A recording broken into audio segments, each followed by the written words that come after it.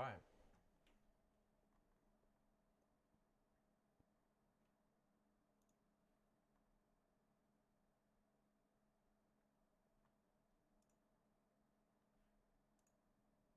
So we're currently rendering, well, no, we're currently modeling a, we're doing a bedside table. As you can see, we're in Blender. That is the, we're doing a bedside table.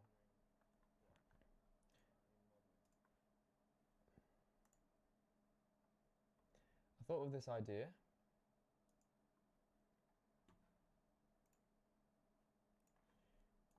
to stream what I'm doing.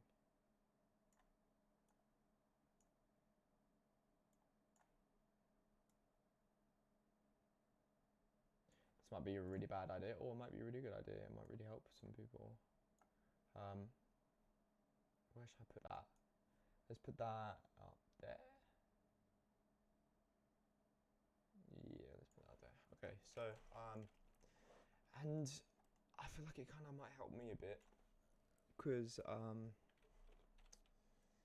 sometimes it helps when I talk through what I'm working on, and sometimes I talk to myself. So, well, I'm always talking to myself, so I guess I can talk to someone. So this is what we have so far. We've made very simple. It really depends on how deep you are in 3D modeling when you're just starting or if you're experienced. If you're experienced, you know this would take no time at all, but I remember back when I started 3D modeling 2-3 years ago, even this I would have struggled with, but this took 5 minutes, not even that. So so we've got the groups going in our Blender file. We've got the legs in individual objects. They are just quite literally cubes extended upwards. And then we have the base, which I may split into different objects later on. Depends how I do the texturing, which is going to be the main part really of this project. The reason I'm doing this project is I want to get a nice product render of this bedside table for portfolio purposes through work. This is not a paid project, this one. I would like to stream some paid projects, but really it kind of depends on obviously if I'm doing a product that is not released to the public, I won't be able to stream it. I'd have to get confirmation from the client. But this is not a paid project. This is one that I'm going to put on CG Trader, the model, and we're going to render for portfolio purposes. We're going to delete that light. We don't want that. So the base really is just a cube. I've obviously added some edge loops here already. I kind of thought the idea to stream before I started this project, so it's a bit scuffed. But just a basic cube. And then we added some edge loops using Control R. Any object you want to add a edge loop, press Control R and it will bring up the yellow. You can add an edge loop. Added some edge loops and then we pressed. I'm so bad at explaining already. Wow. This will probably not be a video. This will probably just leave this as a stream. I think I obviously need to get better at explaining stuff before I start making YouTube videos. So just a stream, but. We selected the face and we extruded it out a little bit. This one's going to be sort of a closed draw, so we had to extend it out a little bit just to show, you know, to emphasize and define where the draw would be. And this one we've actually opened up. So all we did was basically just take the face here that I've created from the edge loops. We've pressed E to extrude it out, and then we deleted the top face, so it's an open sort of look here. I mean, you can sort of see inside the draw.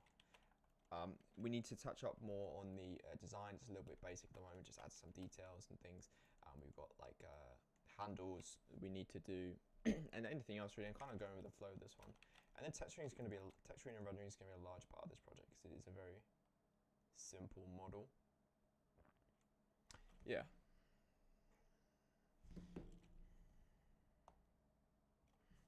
One second.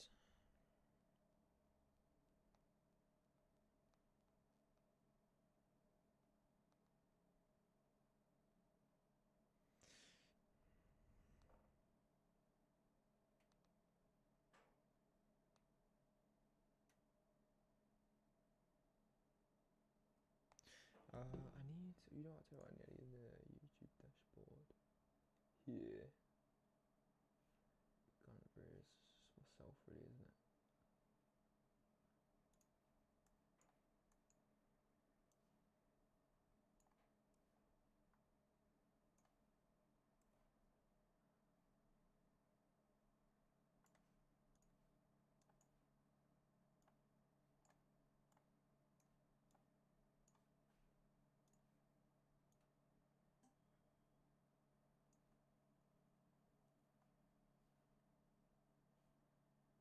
Trying to just figure out where I'm gonna put everything.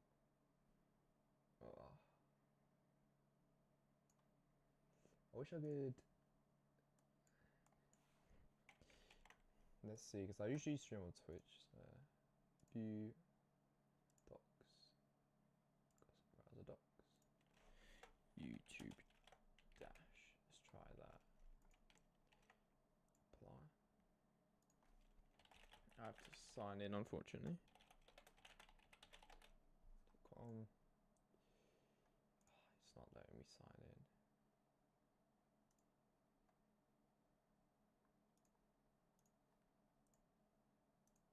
That is not ideal, really, is it?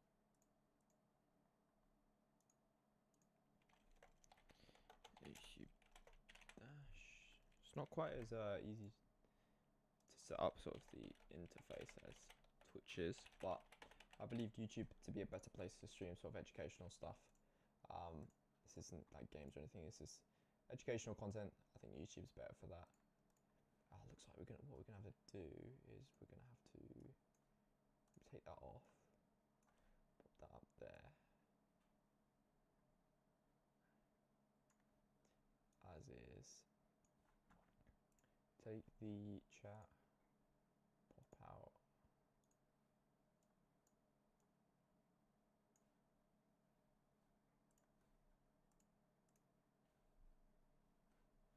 Is it gone? Who the fuck knows where it's gone? This.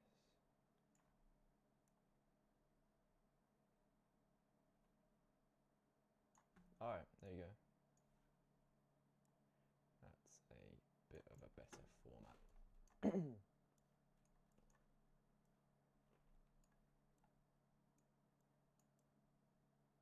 Alright. So kind of, not gonna lie, completely winging this this bedside table. Design is completely made up just by myself. We have to think of the handle design next, and what we sort of want to do with the handles. It's only going to be 2 drawers on the front. It's very, very simple design. It kind of gearing it more towards the rendering. Yeah, it's a simple design. Like I said, it's more rendering. What I want to do, I want to have 2 renders, right? So this is the camera angle I've chosen for now. I want a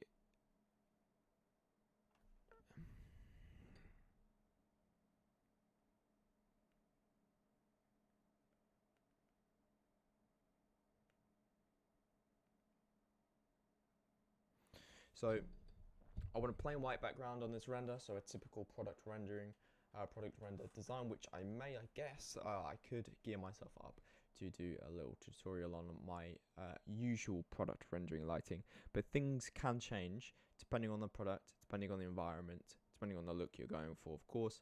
But I do have a generic workflow for creating a product render lighting, which I found to be pretty good overall. Which later on I'll probably do, and then I want to do it the same shot or like a different shot, more in a more in a actual environment, so we could get the bedside table in sort of we could have some carpet down here, a pair of curtains, so it looks like it's actually on the bedside, more in an interior design look, which is going to take a lot longer.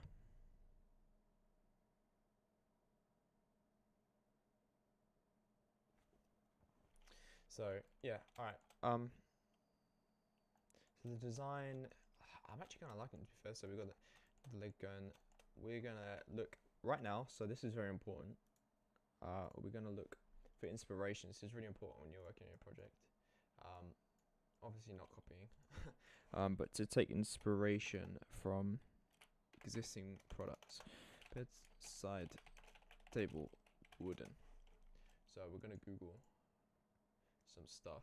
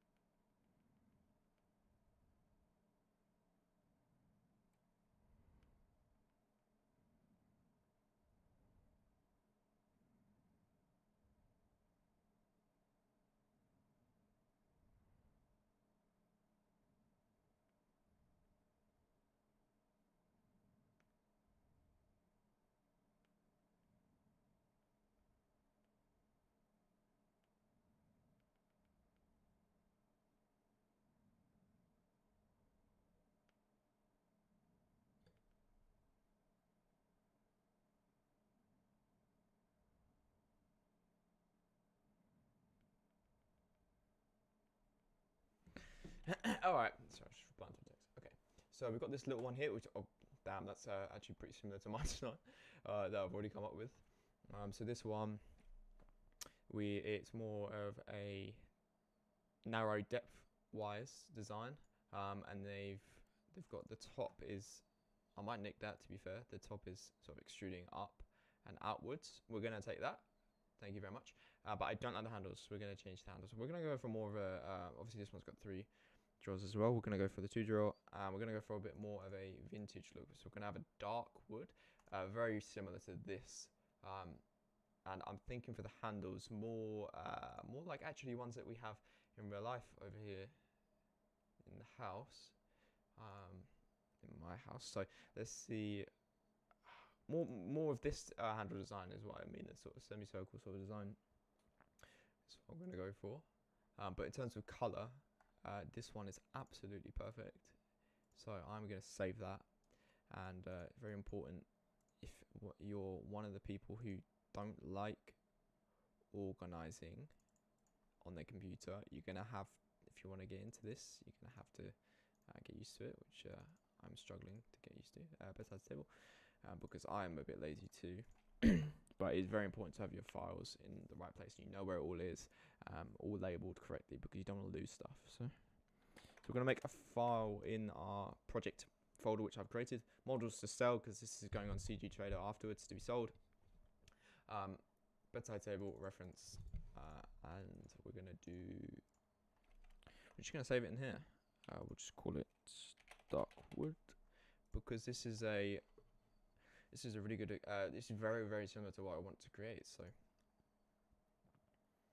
but now we need to find one with a handle that we like better, and then take the handle from that. Maybe adapt it a little bit, but use that for inspiration for the handle. I like what we're going down at the bottom here. We could do something like that for us, but that would maybe be taken away from the more. That might take away from the more sort of simple design we was looking to go for. Trying to focus more on the rendering side of things rather than the modeling, just for this project. This is also kind of similar to the angle I want to create afterwards, by the way. Maybe we go handle. Oh, I spelled it wrong. Classic. Bedside table handle. No, it's not really focused on the handle as much, is it?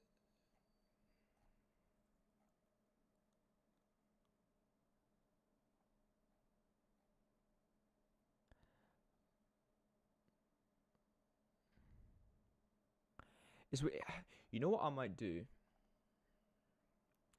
That we have a piece of furniture in our room that is, the handle is something that I want to recreate 100%. It's something that I want on the front of these. So what I'm gonna go do, I am gonna go take a photo of it and put it on my computer. So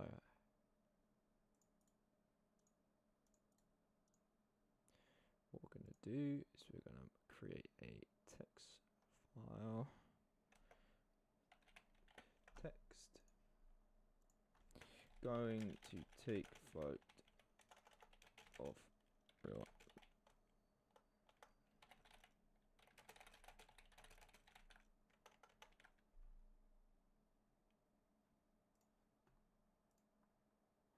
That is huge.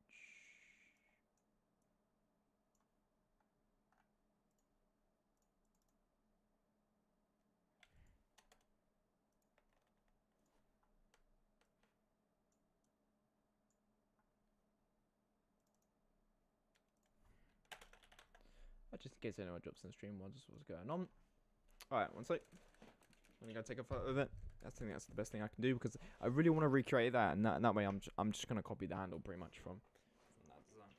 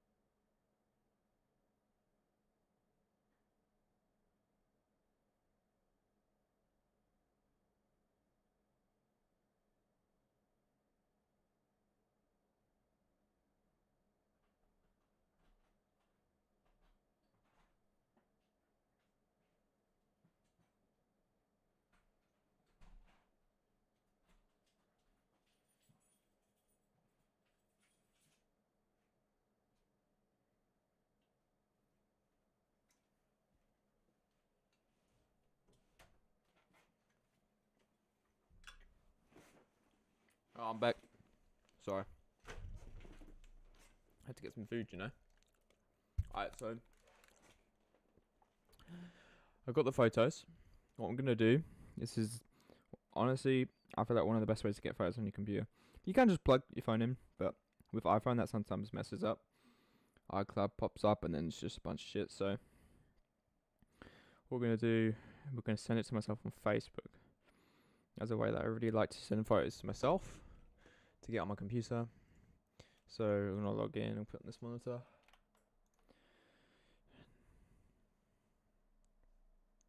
We're gonna grab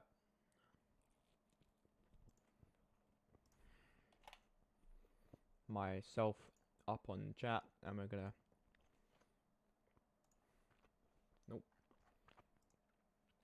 sorry if you can hear me.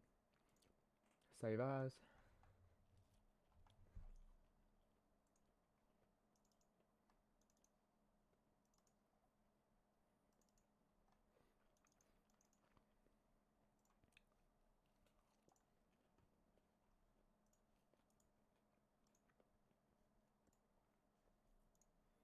Alright. So I feel like I'm making so much noise right now.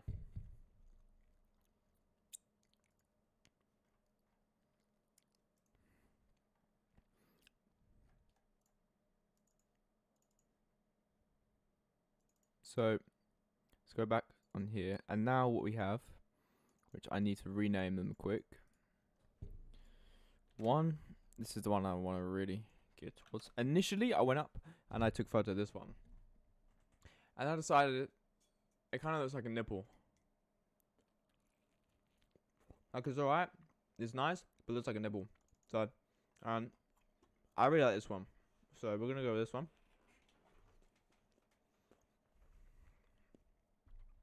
In terms of the detail, can't lie to you, I should have taken a photo straight on. I should have taken a photo straight on. Oh, the trials and tribulations of 3D modeling. I should have taken it front on so that we can actually model it exactly.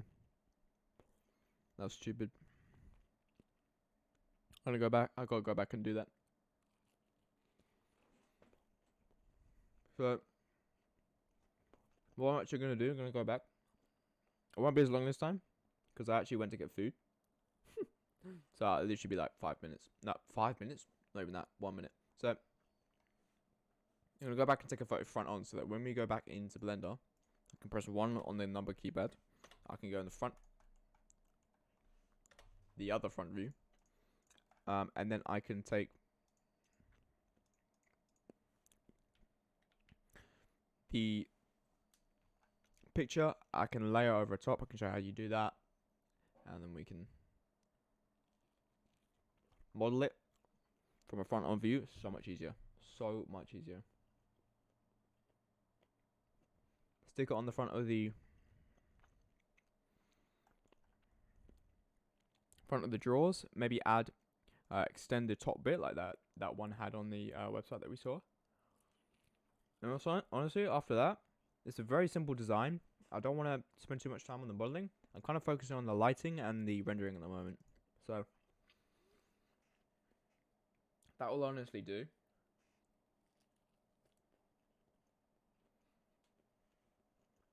Because with the texturing, we need to get the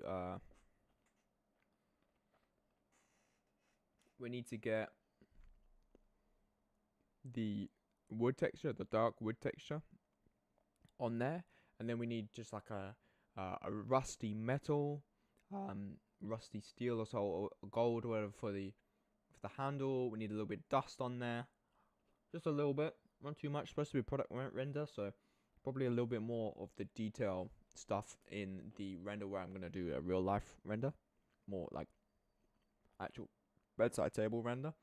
The white background one might be a bit more clean. Excuse me.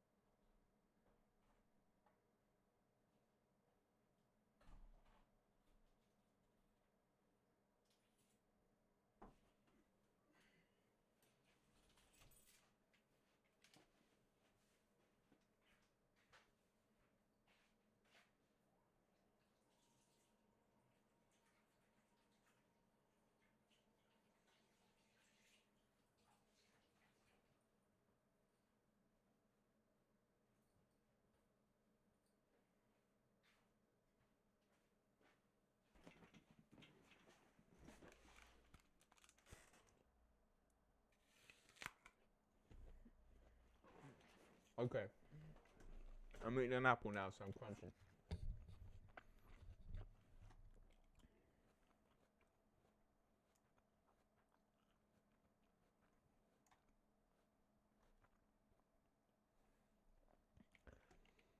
Okay, so let's send the photo again to ourselves.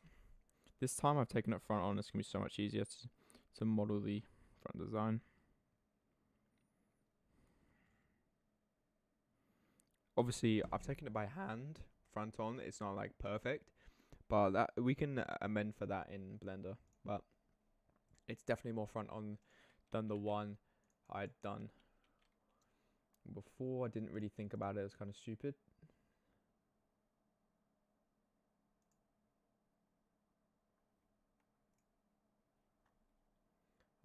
Okay, let's grab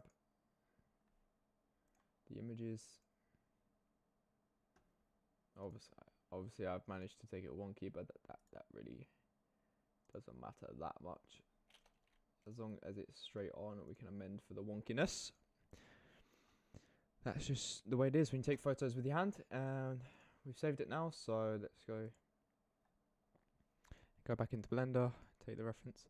All right, now is actually what we're looking for. So this is where you set up a image render, image reference if you haven't done it before. So we can take this one. We're just gonna drag and drop it in. If it's a PNG, it should work. It's a JPEG, cool. So we're gonna just switch it up. So if you're ever having problems putting a image into Blender to use as a reference, if it's a JPEG, it won't go in for some reason. Probably an extension or add-on you could probably get to make it work, but I don't have that information, so I just change it to a PNG.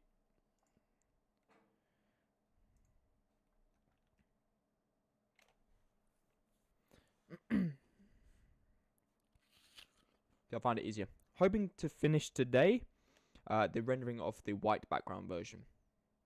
If I can finish that today, that would be ideal. So we're going to delete that version, make sure we got the PNG version in there, delete GIMP off, and then we need to get it back. Drag it in, drag and drop. Okay, now it's in, then you want to select it, Alt R. No, that's brought up performance overlay. Brilliant. Alt G. And Alt R will work for you, but because I've got that on, it's not going to work. So I just go in here and just change the thingies to make it work. Okay, so we're going to make a new collection. It's very important. We're going to call it handle. We're going to do handle. What's wrong with my spelling? Handle. And we're going to make one called handle base, which is going to be the circular bits.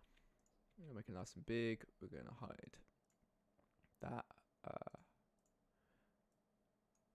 So then there. Hide that. So at the moment, press 1 on the number keypad to get the front view. If yours is like the other way around, just press these. And now we've got this view here. We're just going to drag that out. So we've got more room. First thing we're going to render is the handle. Yep, the handle. I'm not going to add the X design we've got going on here.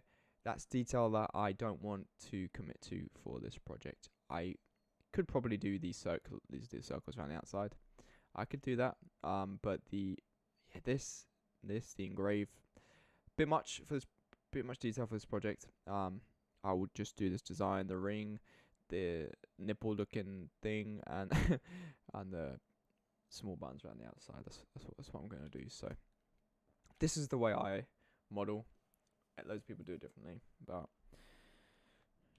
Shift A mesh cube, Shift A mesh cube, bring it up, press tab, press the M button, merge at center, make sure in edit mode, make sure everything's selected, center, back into object mode, back into number 1 on the keypad. So now you got this dot. Basically what that did is merge the whole cube into one dot. From here what I can do is I can line it up correctly, press tab to go in edit mode, number 1 to go into vertex select, and then we're going to control right click to create the base dimensions, the base shape for the object, and that gives us really good control on a object like this where there's lots of curves and things. We're able to see go along. We're gonna have to predict where that would be, and outline using control right click. I'm holding control, I'm just right clicking each point, because this is not like a square. It's not like the bedside table where I could just take a cube and extrude faces. This is a much more organic shape, I guess you would call it, because it's got curves and things. So this is the process I use for more complex shapes. Just going to go all around.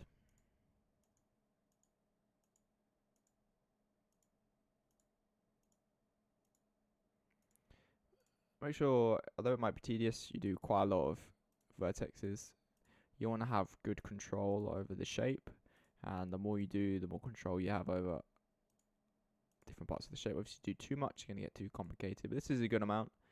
And then one more, and then we hold shift to select the last face, and we tap F to fill, and that will fill the gap between these two, make an edge. So now what we have is, if I go on it, we have the shape outlined. Tap edit mode, A to select all, F to fill. Now we have a flat shape, and if I subdivide, it fucks up, and I can tell you why. Why? Because we need to go and attach, shouldn't we? Yeah. So let's select all these faces. Basically selecting the vertices and the one opposite. Shift, hold shift to click this one, hold shift, click this one, F to fill. We're making edges across the face to avoid the subdivision error we were getting. We need a face here, so we're going to go vertices, add one in with the control right click method. We're going to add another one here.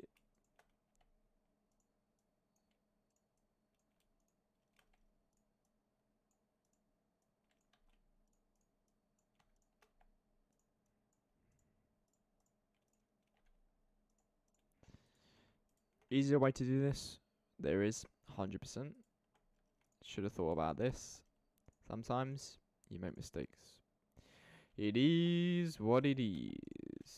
What I should have done is I should have got a plane, started it here, and then extruded out the faces one by one, all around the curve, adjusting the vertices.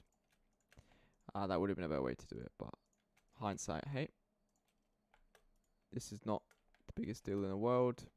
Just go through. This is the product we would have ended up with if I had done the plane idea, but it is what it is. It is what it is.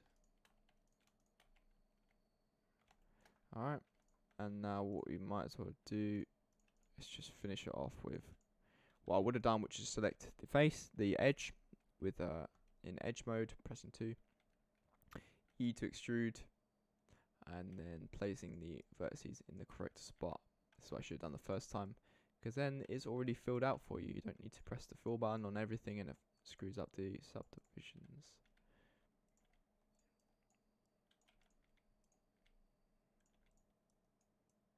Beautiful. Much better. So now what I'm going to have to do is go through and select each individual face and fill it. So obviously this is definitely not the most efficient way I could have done that. Hindsight, hey? Small things like this, not a big deal. If you do them across the whole of your project, you're always doing things that are inefficient, you're going to build up a lot of time spent that you didn't need to. Small things though, you should make sure that You don't freak out too much. It's not the biggest deal in the world. Keep it calm. Just go through and do what you need to do. Keep accidentally changing the camera angle if you're wondering what's going on there. What we're going to do, we're going to add a little...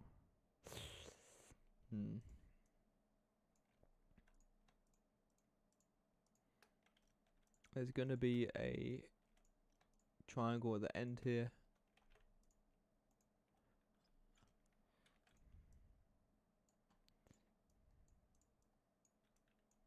And that's what we do, is we do this. Yep, let's do that, just to avoid any triangles completely. Finish it off with some of the modeling that I should have done for the whole thing. So now we got this, and when I subdivide it, it stays in the shape that it should do. Fantastic. So now what we're going to do is edit mode A to select everything, and we're going to extrude it to get the right width, basically. So A and E to extrude out. I'm going to guess, really. We can change it later. It's not a big deal. Subdivide. And this is what we have at the subdivision level, so you can see what's going on. We do have something screwing up over here, though, so, you know, things you love to see. It's because there's a vertex there. Try subdivide it again. Alright, what I'm going to do, I'm just going to say, okay, let's go back. Before I extruded it, take this. Sometimes it's easier just to clear problems before you just leave it. I think it'd be alright. Just redo the mesh. Just redo this part of the mesh. Obviously what's happened there is when I've deleted some of the stuff to do the final bit, it's just gonna be confused or something, whatever. Just redo it. Drag it out again. And problem is not there anymore. There you have it. So pretty good, I'd say, pretty good in terms of the shape. I'll probably do a video on I'm actually kind of looking forward to creating content now, to be fair. I don't want to create too much, spend too much time on it though. Work is important. It's important to actually do the work. But what I'm trying to do is wind this into my work, wind the streams in at the same time.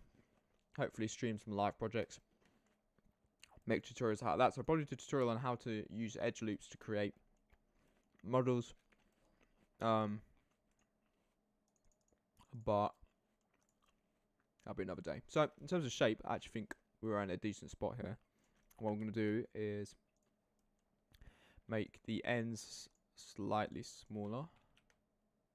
So drag that in. I'll do these vertices as well. So I'm going to stop with this sort of talking through everything I'm doing very slowly. Never proclaim this to be a beginner's guide, so one day I'll probably do a beginner's guide on very simple stuff, but for now we're going to keep it a little bit more intermediate. Looking lovely, look at that. Let's go a little bit wider. Beautiful. So for a basic shape, that'll do for now. Let's make sure we name it the right thing. So it's just a handle at the moment, just a handle. It's in the wrong thingy, so let's place it in here. Alright. Now we need to make these nipple looking things for this. This is going to be a little bit more complex. Just a little bit more. The little ring going here, that'll be a separate object. That's going to be easier to do. This dish looking circle thing is going to be an object, and then outside the squares. They're kind of square like. The circles are going to be a separate objects as well. So first thing we're going to do is do the base. So quite easy, mesh. We're going to make a circle. So in terms of just like going through and explaining how to get a circle in, obviously right there I just press Control A and put it in. I'm going to use claim this as a intermediate guide, so I assume you already know this. One day I'll do more specific to beginners and go through absolutely everything. I'll assume you know how to add a circle. If you don't, that's completely fine. Another day I'll do a more beginner guide going through that stuff though, but there's plenty out there. So circle, make it the right shape.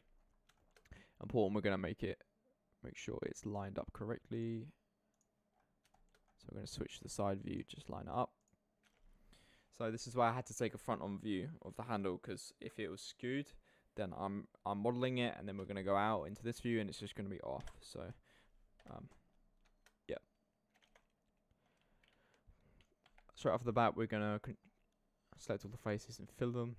So now we have a sort of dish looking thing, and we're going to extrude out to make it into an actual coin looking thing, I guess. Beautiful. Now let's think about how to approach this. So we've got it dips into an inner circle, then it comes out again, and then it flattens, and it dips again, and then sort of like the nipple bit in the middle. This is going to be all one object.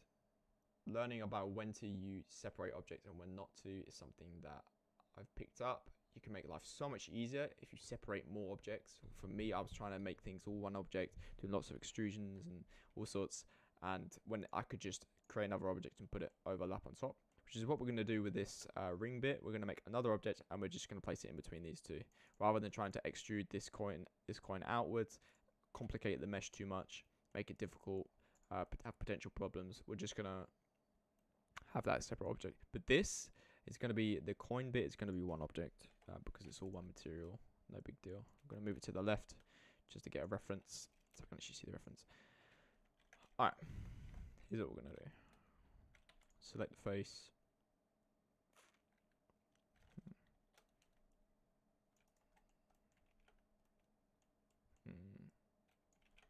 Yeah, let's do that. Alright.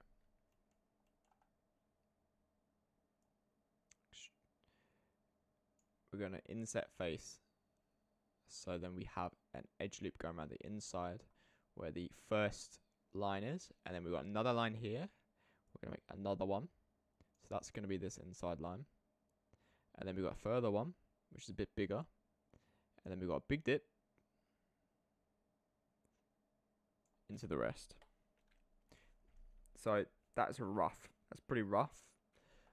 What I can do if I want, I can go and just adjust. Anyway, how much I do it by.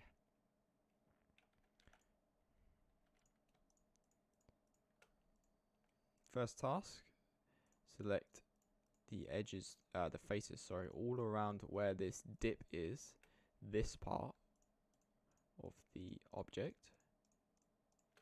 Then we're going to select them all, press E, and we're going to push it back. So that makes the dent that we need. Check subdivisions, that nothing's messed up on the object. I always just randomly check, subdivide it, because I know this object's going to need subdivision because it's got curves. It's not a flat object, not a square object. It needs subdivision. So you just check, make sure there's no double vertices, any vertices out of place, too many triangles, because that will mess up your project. If you do all these details and then you subdivide it and it's all messed up, you're gonna struggle. Oh, come on, man, what's going on with the damn thing, man? There you go. Sorry about that. Why has it done that? Oh, I know why. Settings. Hotkey. Can't you see what I'm doing? I'll tell you why. I will tell you why.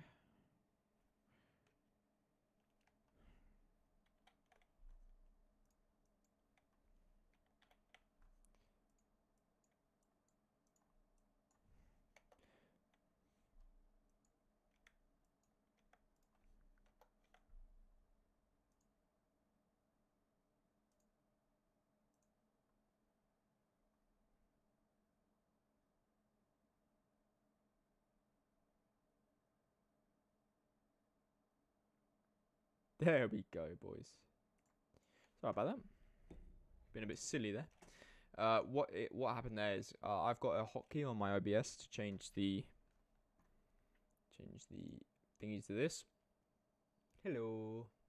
I don't really care about showing my face, to be fair, but I'd just rather not right now. And the yeah, I pressed it doing the inset faces because it's the same hotkey on Blender. Alright, yeah, so check the subdivisions. That is looking all fantastic. What we have next is another loop. And things go out from here. So we select both and we push out. Like that.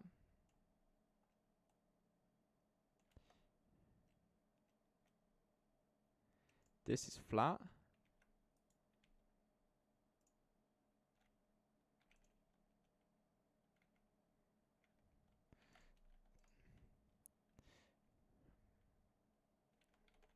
This needs an edge loop. Same here. To square it off.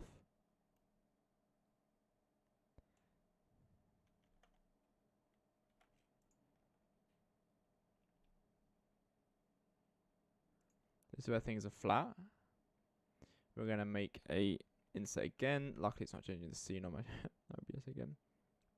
Very small. I'm going to select every face again.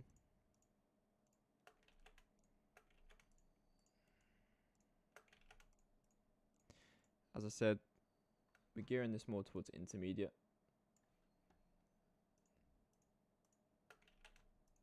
Intermediate gameplay. Intermediate tutorial. That's what I'm trying to say. So in terms of showing you how to do all this stuff.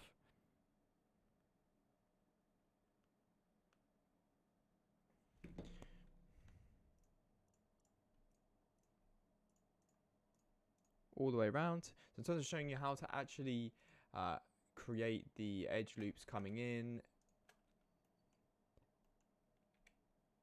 indenting it and stuff, that's not going to be this tutorial, unfortunately.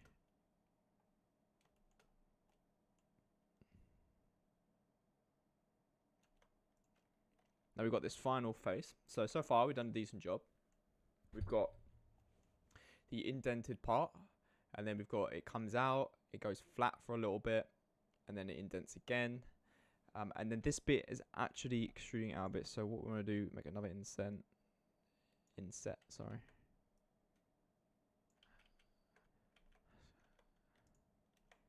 Make another inset. Is it going to let me do it? There you go. Just going to leave it and then just make it smaller. And push that out. A little bit more. A little bit more. A bit too much. Like that.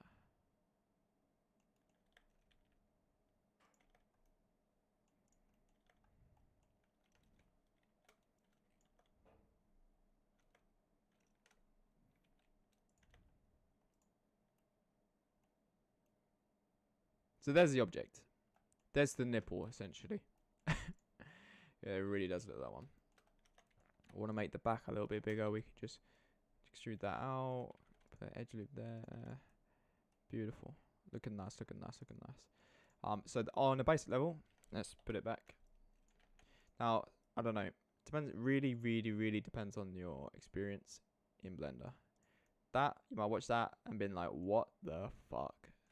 How have you managed to do that? And you might think of that and think, how did that take you so long to do? It just depends on where you are with the software, you know.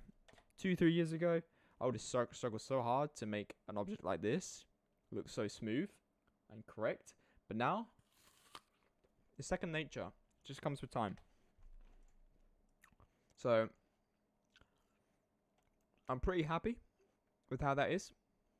Pretty happy. Not exact, but it will do.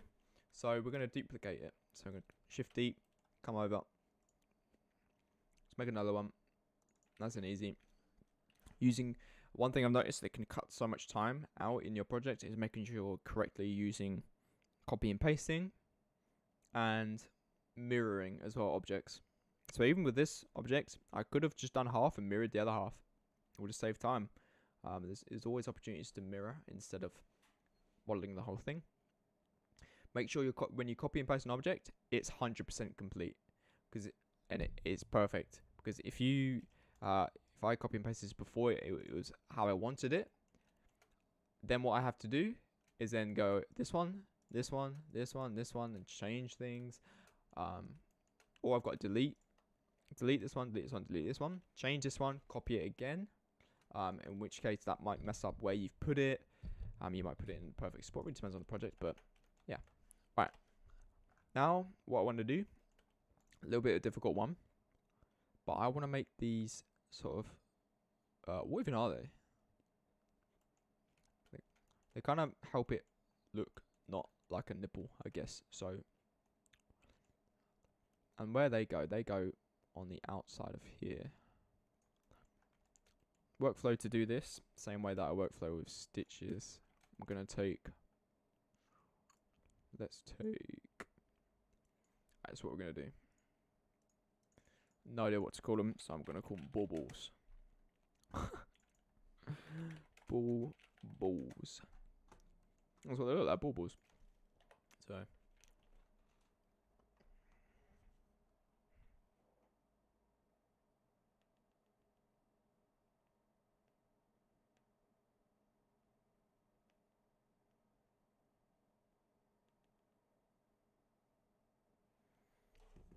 Okay.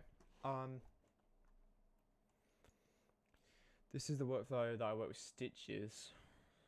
We're going to make a curve around the outside, and then we're going to attach one object of the sphere, and then duplicate it all along the curve so it follows the curve. I'm going to do that now. I'll probably do a tutorial on that later, but for now, this is going to take too long if I talk through every tiny thing. It's more of just a sit along, watch how I do it, time lapse sort of thing. So we're just going to vibe. So let's make,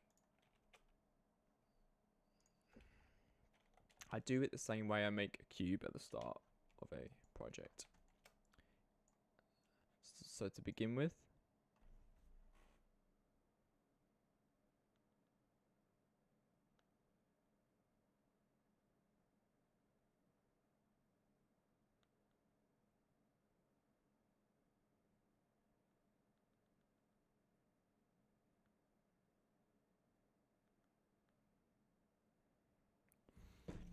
okay, so let's line it up again.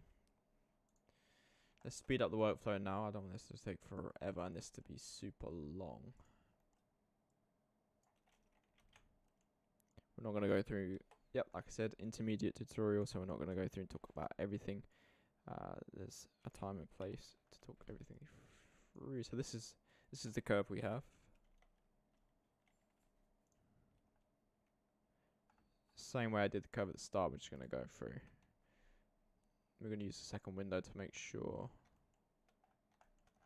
it's lined up, which it is. This is where the baubles are going to go, pretty much. This is where the baubles are going to go, pretty much. Around the outside. This is the curve that they're going to follow. Bang. Okay, in there. Right. Change some of these just to put them out a little bit.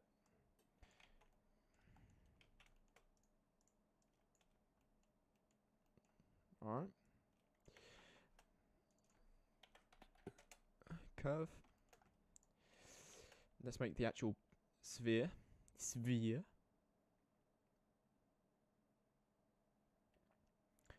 sounds weird. I'm going to make a cube. The reason being, it's kind of going to make it really small. And I'm going to subdivide it to give it that more control of the shape then. So, let's have a little edge loop there. I can get something that's more like what's on here. Let's make this smaller. Maybe in a little bit more so it's not big. How would you say that is? What do we think? A bit smaller? Yeah, a bit narrower. I think so too. Alright. I'm definitely doing a tutorial on this, by the way, because This is something that I really struggled to do for a long time until I figured this out. Piecing multiple tutorials together, none of them really said the most important part, which is when you do curves like this, you attach an object to the curve, you need to make sure that both the curve and the object are at location 0, 0, 0, rotation 0, 0, 0, otherwise it messes it up completely. None of them said that. It's such a simple thing, but no one said that, so it was difficult. Alright, make it much smaller. Let's get the scale right now. Easier to get it right now than later, before we add it to the curve.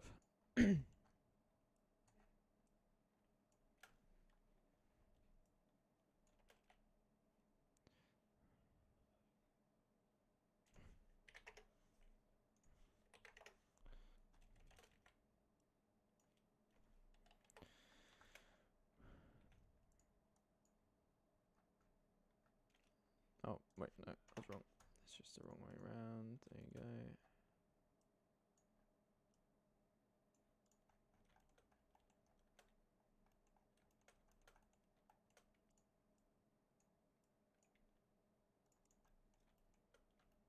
So this is what I'm talking about, making things separate objects. You can just make a separate object and then attach it to it. Boom. How'd you like that? Right, yeah, that's looking nice, I think. Yeah, we can adjust the scale later. It's just a little bit easier to get it right now. Just a little bit easier when it's not attached to the curve. Make sure it's set to 0. Make sure this is set to 0. Select. Oh. Get that in the end. There you go. Right. Set the curve. Can't forget to convert it. Object. Convert to curve because it's not a curve at the moment. It's a mesh. Now it's a curve. We know it's a curve because of this symbol here. Select the object. Curve modifier. And curve. Alright. One more. Array. Bump it up. So now we've got these baubles duplicating themselves. Factor X to increase the distance. And then we need to get it to properly follow this curve. Which can be a bit of an arse sometimes. Can be a bit tricky. Let's see how it goes. So what we need to do is change the deform axes until you get the correct one. There is a way to know which one's always correct. I don't know it though, because I am silly. Let's figure this out together, shall we? I always have trouble doing this. It's definitely one of the skills I've picked up recently, not before.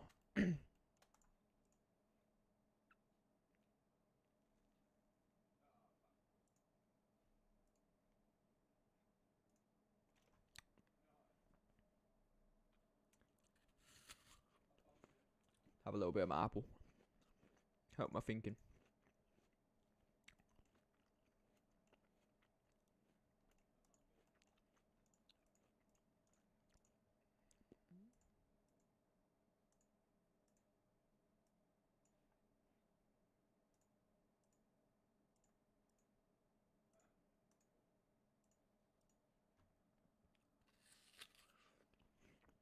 It's weird because it won't work for edges and it'll just click and you're like, oh, sweet.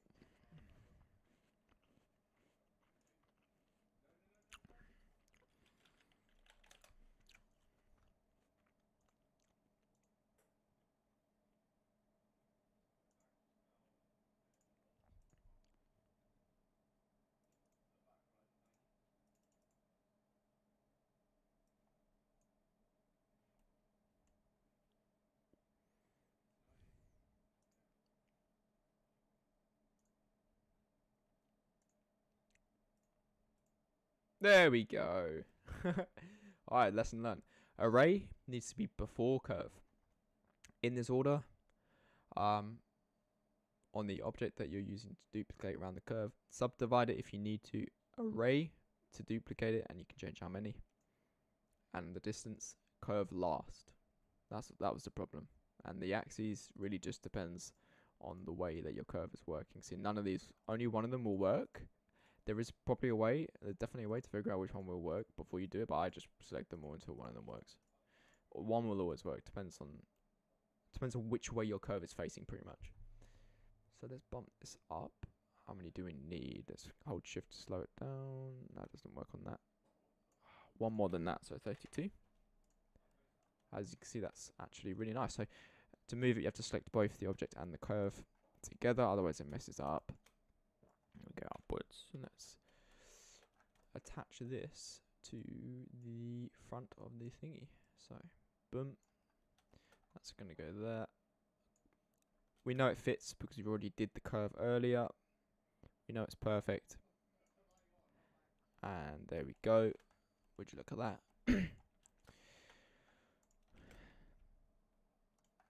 Now, although we do have a bit of deformity going on here and stuff, which we can fix now. That's not deformity, that's just because of the shape of the object. Now, what can be tricky is selecting the curve again, so I'm just going to do it here. I think it needs to go in a bit more, out a bit more. Yeah, that's good. So it really has that sort of molded on look that these do. So it's part of the same object, but it's not. It is the same object, but in Blender it's not. And that's what is important about merging objects.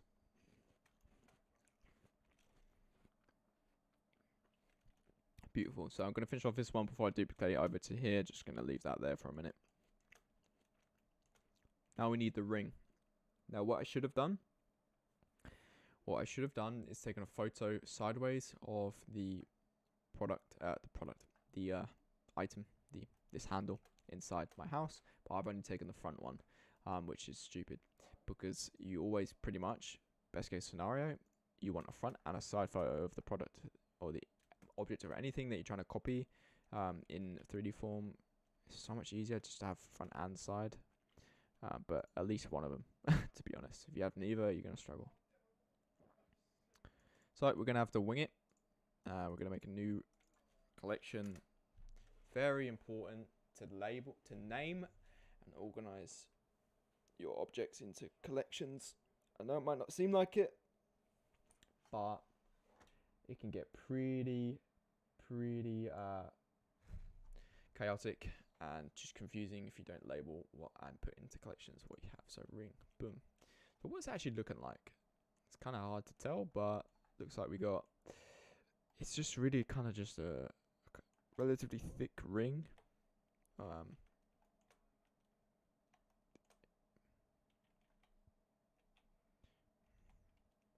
So we're gonna do a, how should we do it?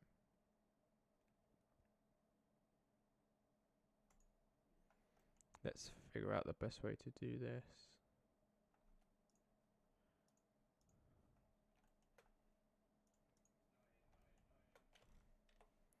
The reason I have two open on my model window, usually I like to have two angles of what I'm doing. It's so much easier if you can look at the front and the side at the same time without having to switch.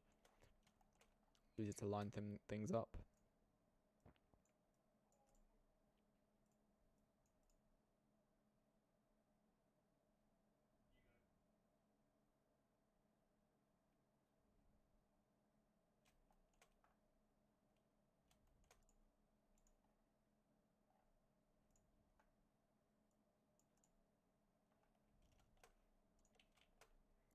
Let's go with a plane. So that tends to be a really good way to model if you start with a plane. So we're going to do that. We're going to bring it up to, this is why you want to have a second window. So I can just easily just look across and line it up perfectly without changing. Just speeds up your workflow a little bit. The length, the width is about this. We can change it later though if we need to. And let's select this like that.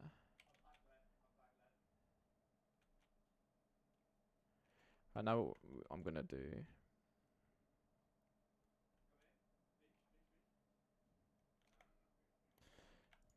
so I'm gonna select the edge. I'm gonna line it up, attach it pretty much to this. Same with this. Then I'm gonna select the face in this mode. This is why you have two modes as well, because if this was in one, I'd have to bring it out, select the face, go back to the side view. Every time I wanted to select a face, because you can't select the face in this view, you can't see the face. But when you have two views, select the face, move it in this one. I'm going to extrude this face out and upwards. Like this. I'm going to do it again. Again. Again. And just, I'm going to press Alt and click to select the whole edge, rather than if I just click, I'm going to just move this one edge and it's going to mess everything up. You want to hold Alt Control. Because this is a full cube we're working with now. We've just converted it in from what was.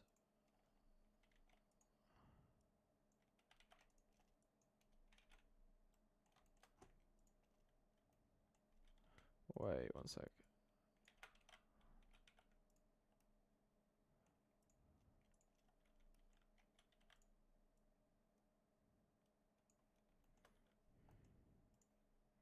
So right now this mode is sort of my selecting mode, selecting viewport.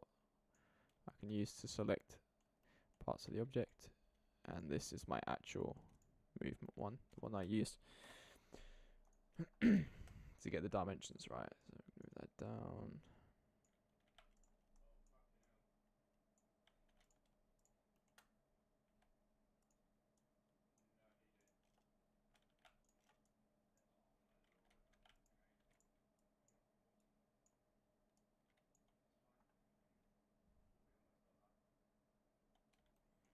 Alright.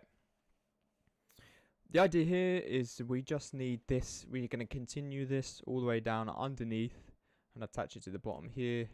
And then we're going to fill it out. It's the ring. We're going to duplicate it on the other side and attach it to the base that we already have. Select. Like I said, this project we want to gear more towards the rendering side of things, lighting, and rather than the modeling. I don't want to spend too long on the modeling, so let's not drag out too much.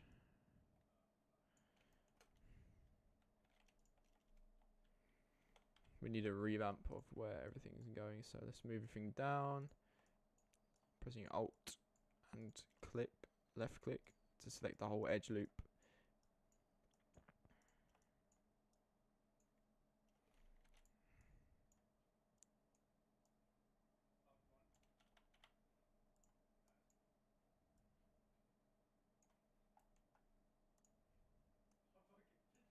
Here's where we start bringing the edges together as we make a curve that's going to go round.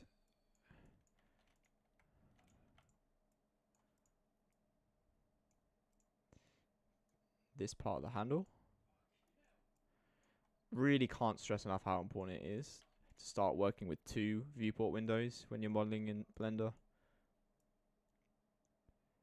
It's just so much easier. I can just glance to the right and see where we are in terms of where we are in the viewport world. From the side view, we know it's the guaranteed side view, because make sure you're using, you can use the numbers on the keypad or you can use this, doesn't really matter. Make sure it's a definite side view. We're probably going to need to change this anyway, so we're just going to finish off quick, because we're going to need to change this anyway, to be honest with you. We're like extremely likely to have to change this.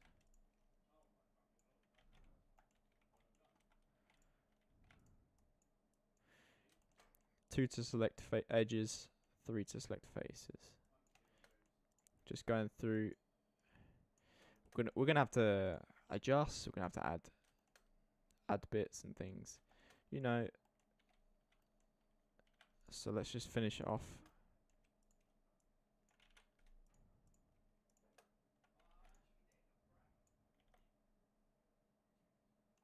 See, we're gonna have to move this to the left a little bit. All these little adjustments we'll have to make anyway. So why not just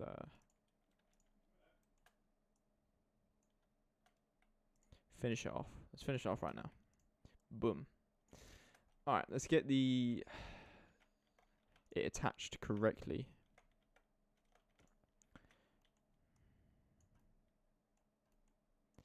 You know what I should do? Let me just quickly change the title. Where can I do that? Stream? We need to put in the title that we're actually doing what we're doing here is we're doing a bedside table model and render, furniture render. So let's change the title.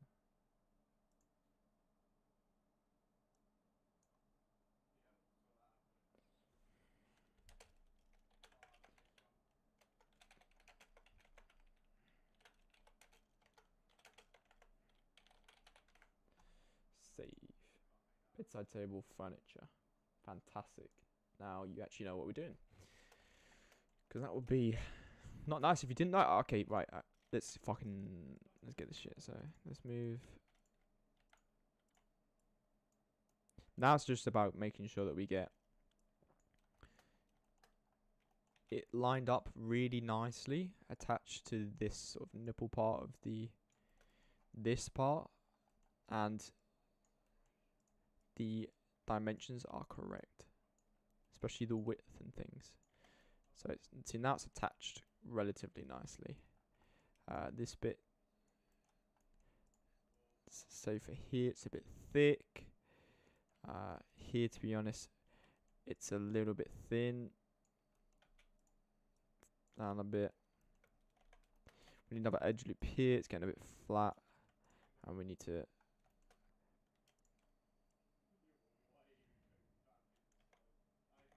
see how much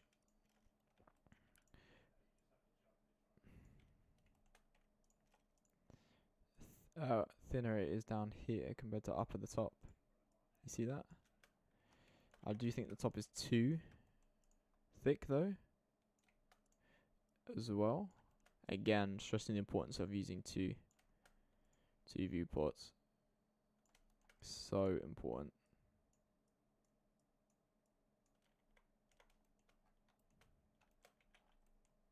We don't mind a little bit of difference in terms of width. I might add a little bit more organicness to it. Let's subdivide for now. This is what we're looking like. We're gonna need to add some edge loops. Thing is, it's too thin. We need to thicken it out, add edge loops, all that jazz. So, what I'd like to do straight off the bat is bring these down to add some more detail to this part.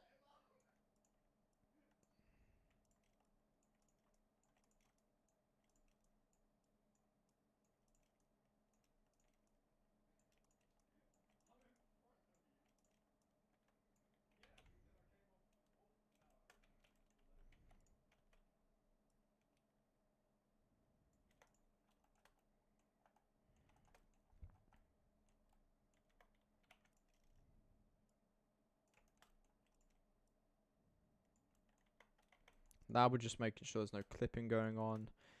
Changing, like I said, we knew we had to make adjustments to how, basically just the shape of this ring that we got going on here.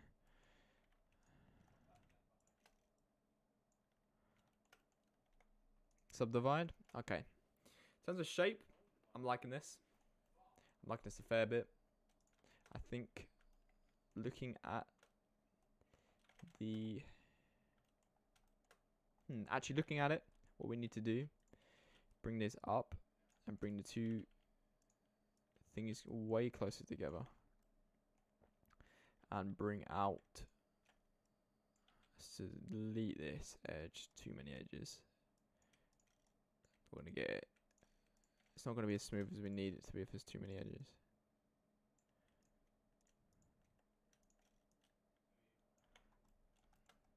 So now it's really starting to take a much better shape for this little ring bit.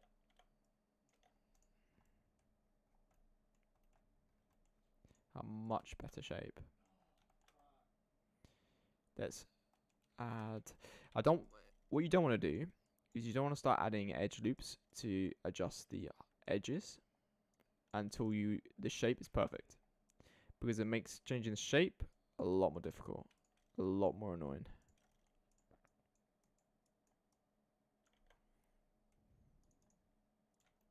So right now I'm just keep subdividing.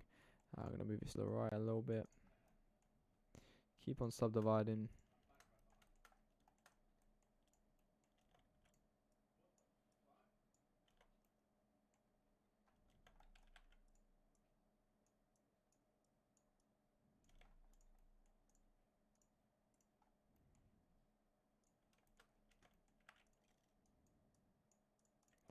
Gonna make this bottom bit closer, tucked in more.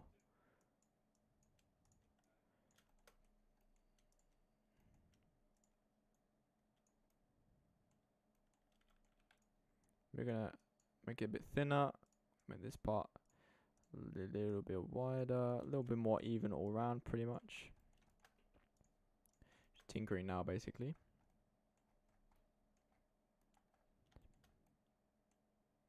I think we like that, you know. I think we like that.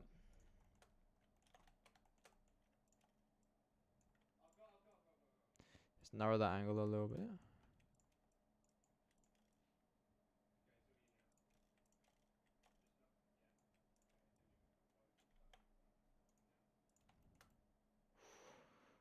Yeah, almost there. A little bit thicker at the bottom. Like I said, very important to get the shape right before you start adding things to change the edge loops. Alright.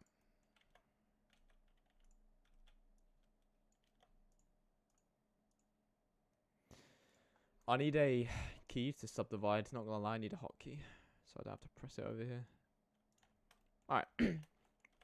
To add edge loops. One here. One here. That's gonna immediately harden the edge to keep the shape more. That actually, the thing is, it's not like this, but I quite like this.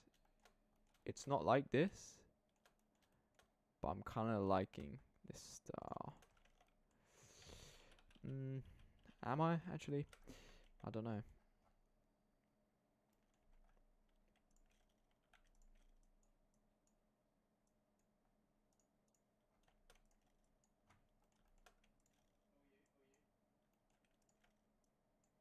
Maybe we make. Anyone got any suggestions? Viewer input is very much appreciated. I think we need to go with a more design like this one where it's like sort of filled out in the middle.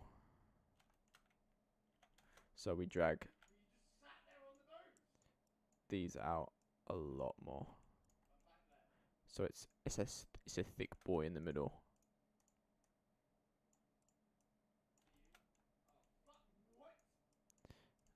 Apologies if you hear someone in the background. It's not really a big deal though, is it? It doesn't matter. Who cares? Right, okay. So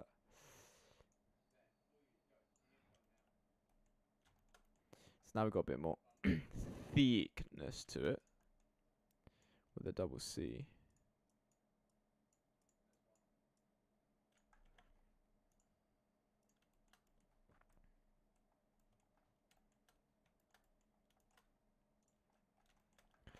That's definitely looking nicer. I prefer that a lot more.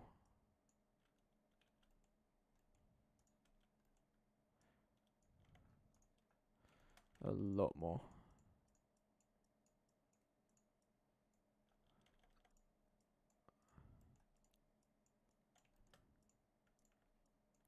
Much better, nice and thick. That could be taken out of context. But yeah, it definitely does look better. I'm modeling in the wrong one again. Getting carried away with myself. Modeling this one.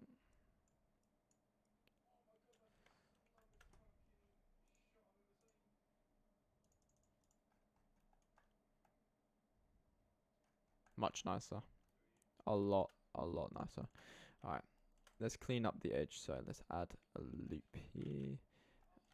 Let's make sure we're actually connecting with the... We're actually inside. Wow, this really... It's like an innuendo, isn't it? This whole thing. Make sure we're inside. Didn't realise. I'm moving the wrong end thingy. Same with this. I think it is though. Yeah, it is. I'm doing an add. No, not there. Add edge loop on the ends to square off the ends, like so.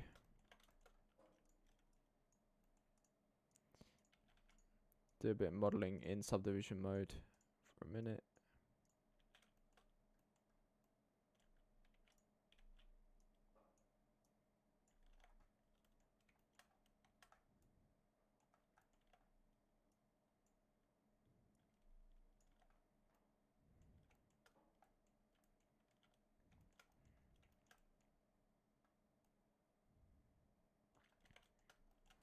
Look, it's not quite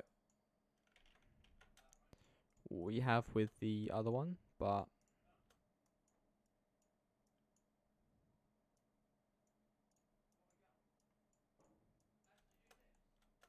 kind of don't can't end up going with my own little bit of my own design for this loop.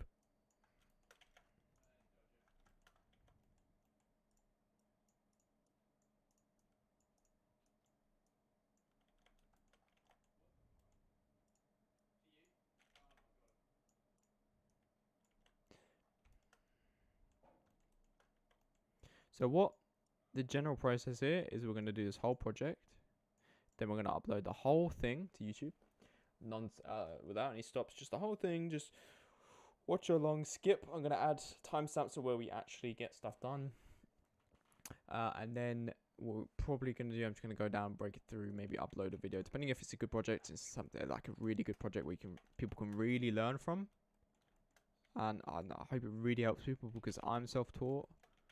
And I also have so much to learn as well, so I can learn from other people. And YouTube tutorials are just the God sent. That's especially because they're free. I'd love to just help loads of people, and they just support by watching the stream, subscribing, becoming members if they want to, if that is something they want to do. But that's optional. And then just give out all the information for free if you really want. If you're not there, if you just want to watch and get the content and just support by watching and subscribing, that's completely fine. That's perfect. Perfect with me. Okay, I think that is actually pretty much there. Not quite the design that we that mimics the one on. But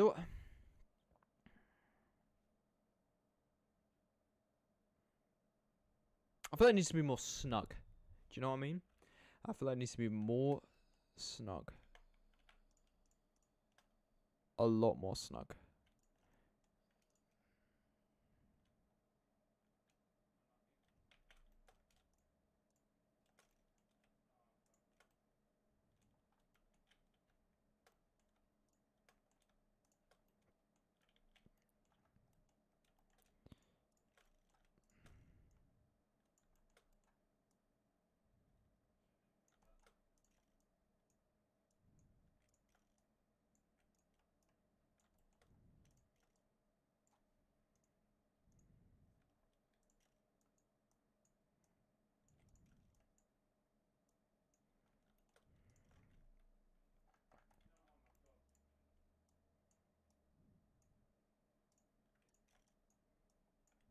So unfortunately, we've had to make a change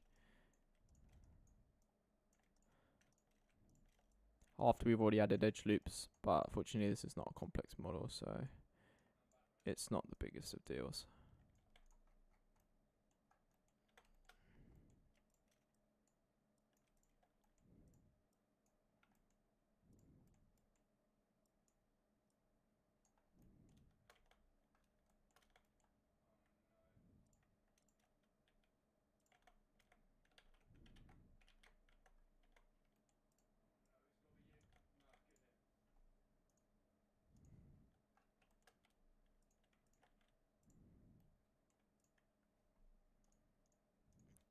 remove that edge. Because it's just, sometimes there's just too many edges. Screwing up the curve, it's making it look not as natural. Same with this one here. If I just remove it, drag some of these down, you get more of a natural curve. Because the computer, the subdivide modifier predicts the curve for you. You don't. So it's kind of more natural than you manually making the curve yourself. That's definitely more snug. That's for sure. We got some problems here in terms of I've clearly just selected vertices by accident, and it's gone a bit skewiff.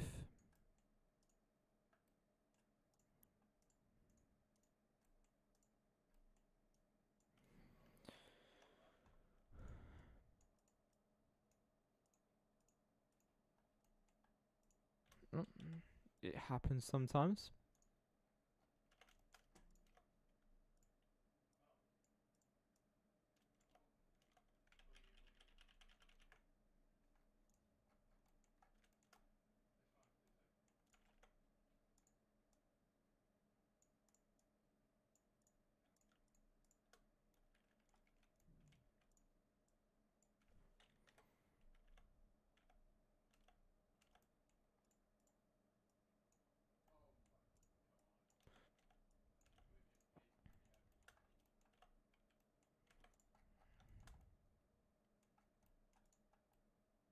So we've obviously got that like a lot more snug and tight.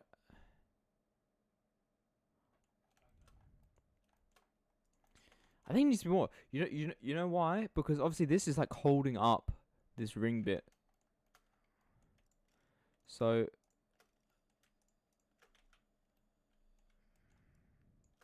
it makes perfect sense. It just needs to be like way more snug. Because it's supposed to be holding this up.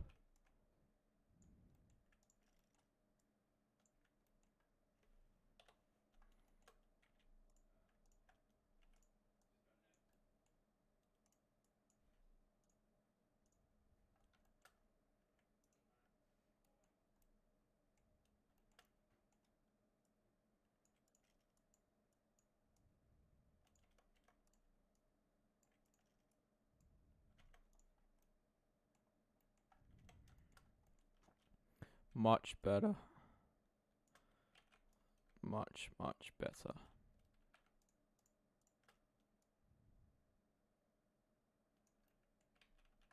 That is really not what we want to do.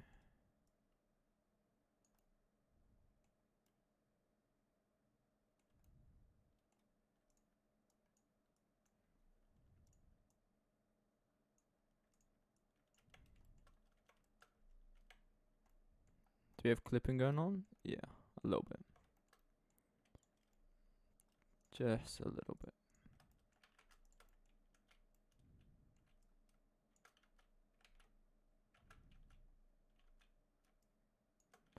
Just a little bit of clipping.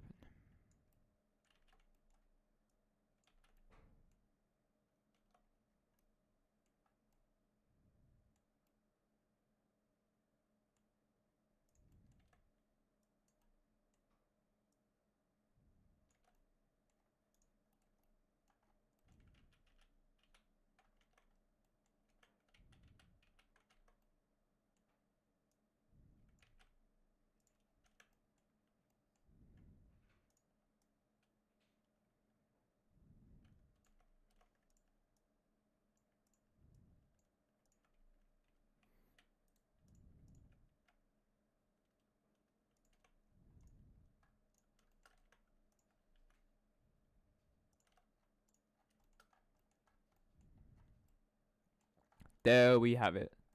Now that is a lot better. That's a lot better. Let's just clean up.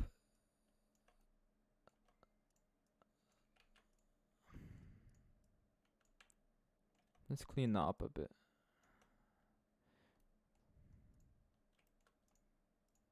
Amazing. Amazing.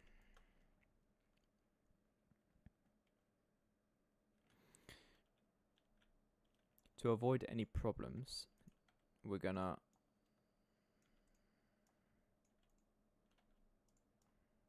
mirror this object.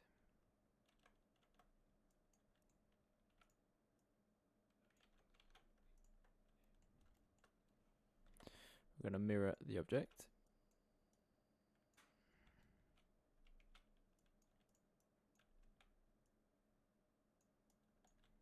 So I've just changed this bit, and I don't want to do it on the other side as well. So we're going to select mirror X.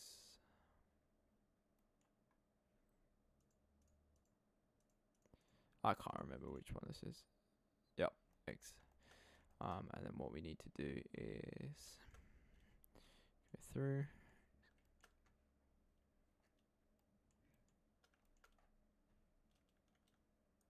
Just shift click there.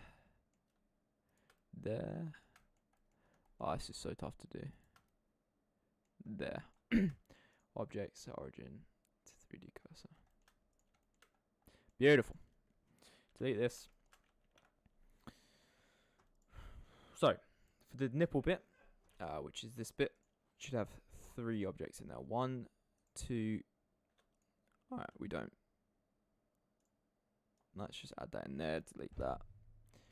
That can be the ball. We've got the balls. We've got the nipple. We've got the curve. Alright. And then we've got the ring, which we can probably add into there as well, just to clean things up a bit. We can just call this handle base. Alright.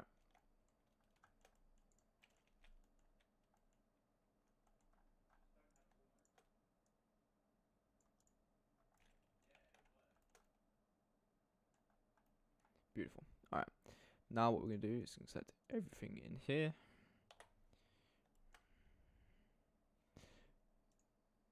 I'm going to call this one handle base right. And we're going to call this one handle base left. We're just going to copy everything from here over, duplicate. And then we can start working on the textures actually. Well, we need to line it up with the actual object. So.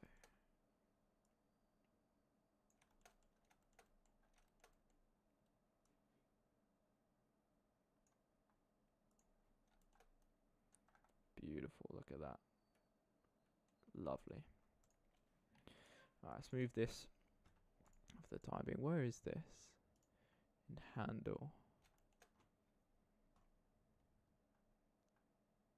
So handle base left, handle base right, handle.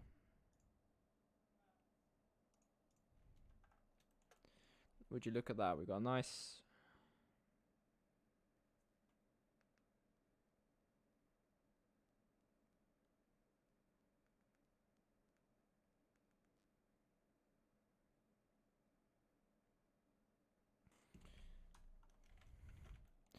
Wow, that's really cool. So we've got 3 people watching.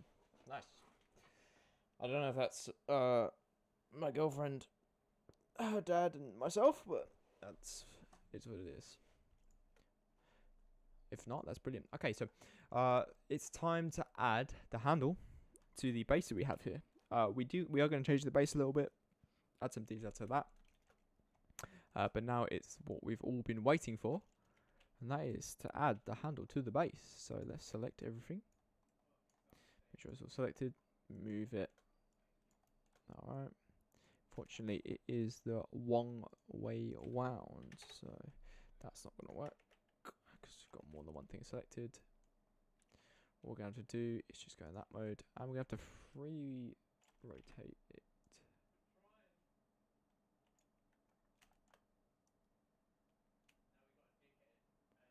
It's not the biggest deal, really.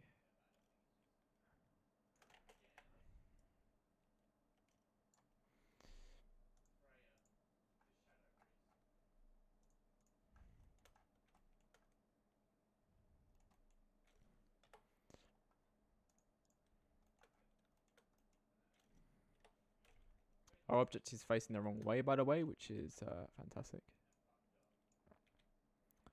How big should we make the handles? I guess Ooh, what do we think about this size? Which was lined up correctly, like that. Just clipping. Just clipping in there.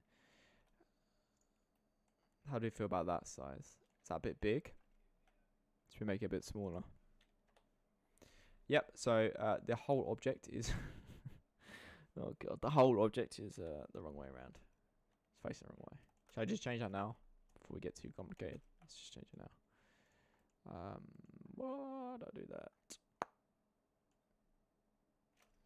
Actually, you know what? It's really not the biggest deal in the world. Let's just leave it.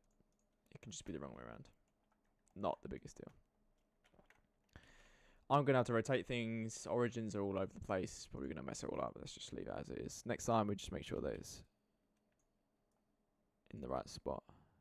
Make sure it's facing the right way. Let's make it a bit... Every time I press 1, it's the back of the desk. It's kind of annoying. Oh well. Let's make it a bit smaller. Let's play with this view a little bit. I think like this, maybe? Maybe a bit smaller. This.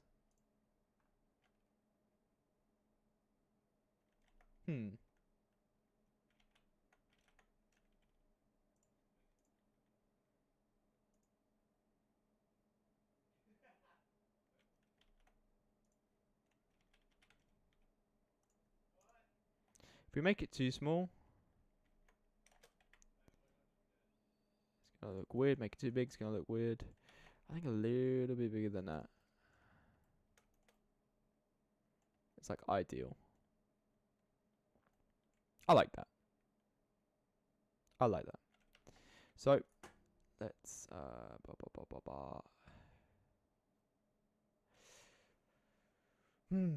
let's not make it too confusing.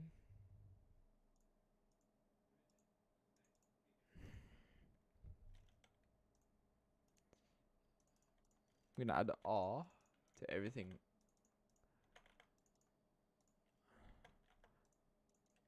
on the right side.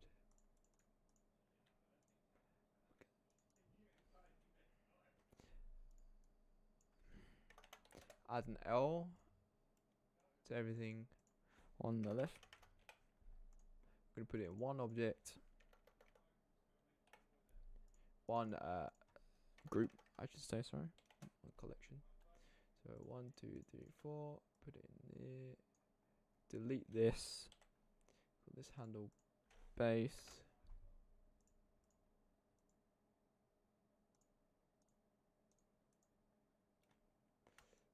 This to there, this to there, delete this. Make sure you're really keeping your collections tabs clean over the project. It really will save you a lot of egg. I just fucked up, one sec.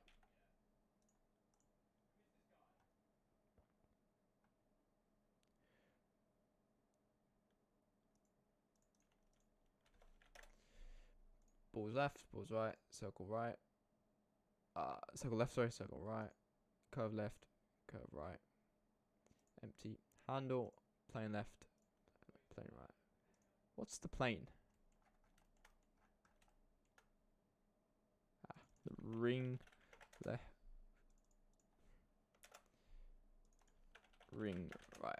Okay. Now, take everything in here, control it. Handle to paste it. We've got another one. Drag it down. Alright. We are going to change the angle of the handle in this one, so it's not all exactly the same.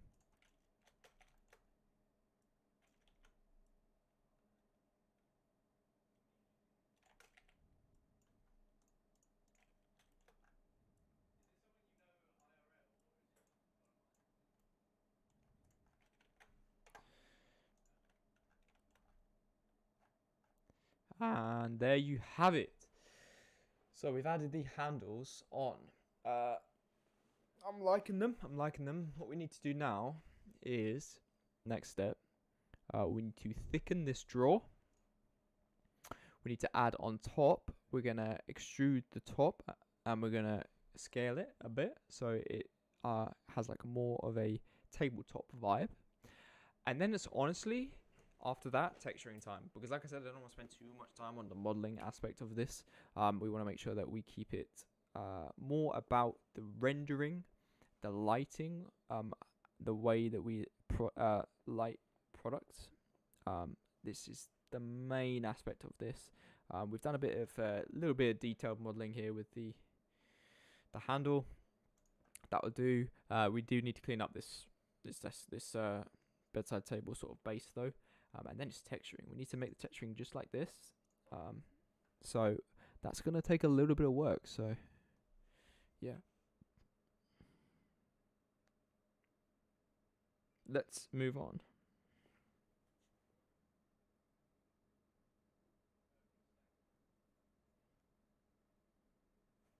All right, let's carry on. All right, so let's add in. So we're gonna make this into a full. We're gonna extrude one more. I'm gonna take this edge. Leave it.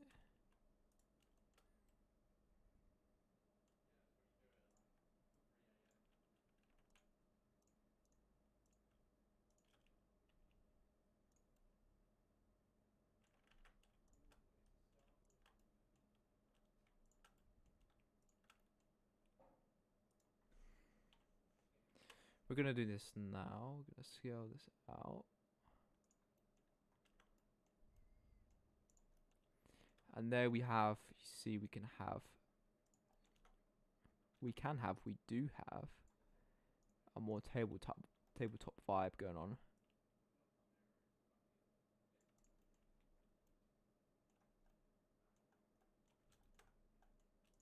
What I want to do is bring this in, make sure this is inside,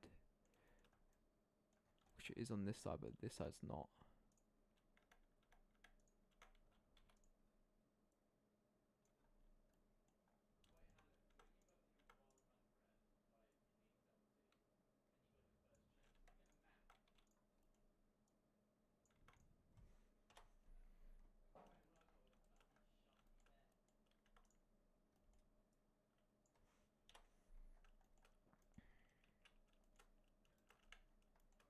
How's that for dimensions?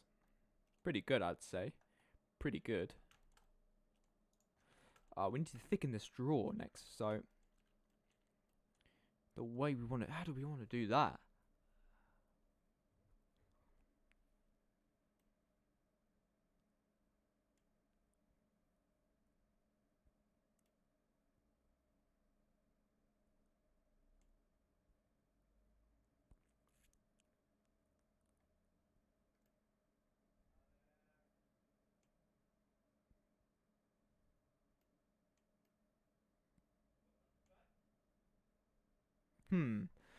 How are we gonna do this? Let's see.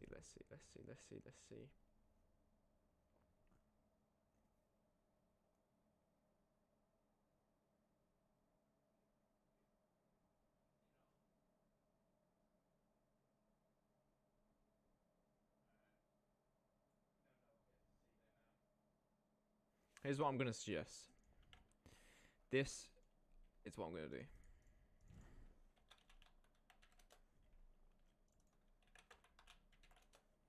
I'm gonna make a cube. I'm gonna make a plane. No, I am gonna do plane. I'm gonna remodel what would pretty much be the shape of this.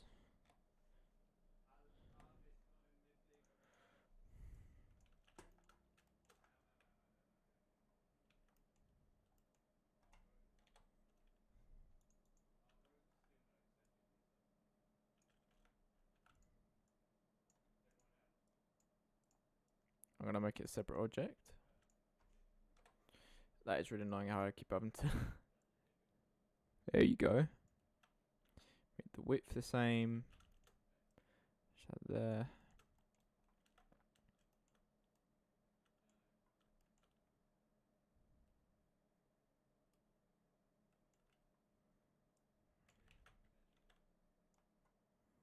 the whole thing, line it up correctly, take the face, extrude it out, make it to a cube the exact right size, cut edge loops to the scale of the draw that we want, remove the middle face, move the back face, delete this, apply this in, line it up, then we have more freedom to change the scale without messing up the geometry of the other one.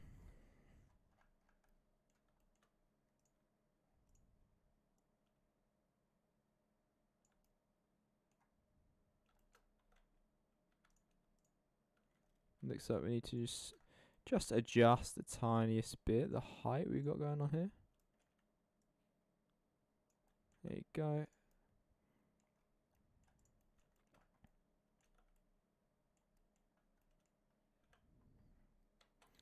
What's that, the width too?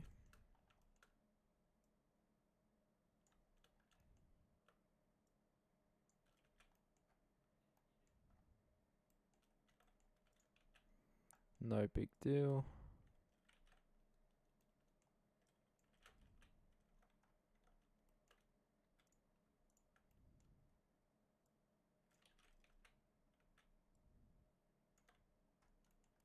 No big deal at all.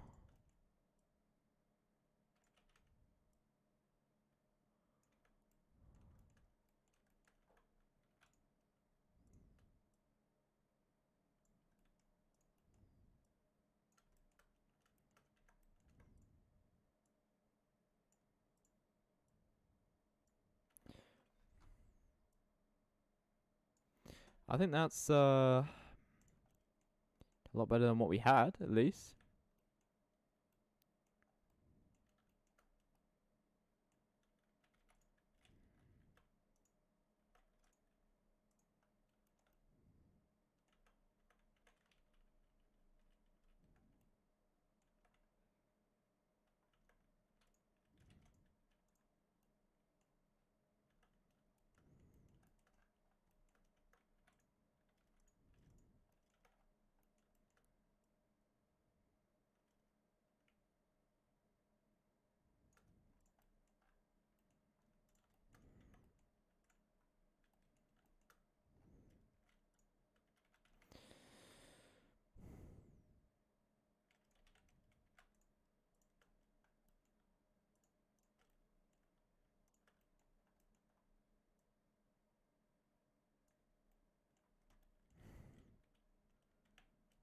Now, right now, we're just adjusting. You can see what we're doing. We're making it so there's no gaps. There's absolutely no gaps.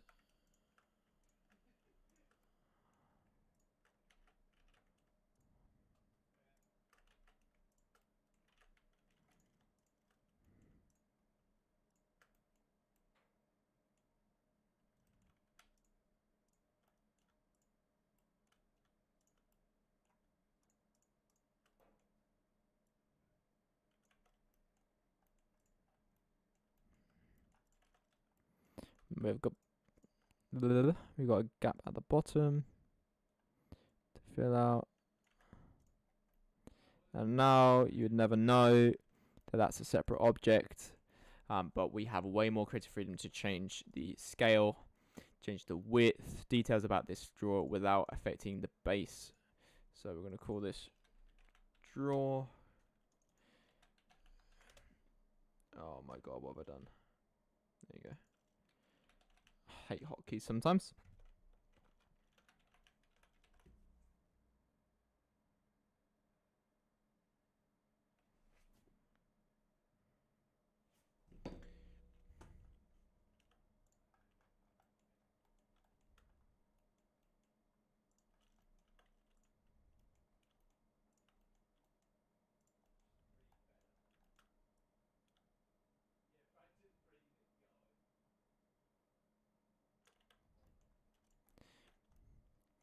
absolutely sensational. We're really, really, really getting close to finishing the model now. Like I said, it's not a complex design at all. Really, really, really not at all. I don't want a complex design. I want it to spend time. And this is portfolio work. And it's a model to sell. It's a simple model. A nice touch to it, but simple. And I want to spend time setting it up as a product render. More than spend time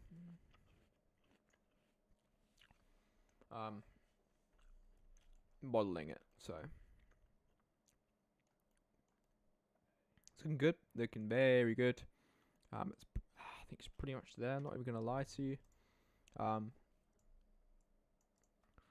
It's time. It's time to get the textures on. It's time to texture. So this is the second part. Right now, I'm gonna add a stream marker. This right here is the second part. We finished the modeling of the okay, there might be like some small things to fix, like just like here and things, small little bits, but we pretty much finished the model. It's time to move on to texturing, which is like the main. We basically got 3 main parts, 4 for this project: model the item, texture, and materialize the item, and then we're going to render it in a white product rendering Amazon sort of style background, and then we're also going to, which will take a bit of time, probably be a separate stream, render it in a bedroom environment because it's a bedside table.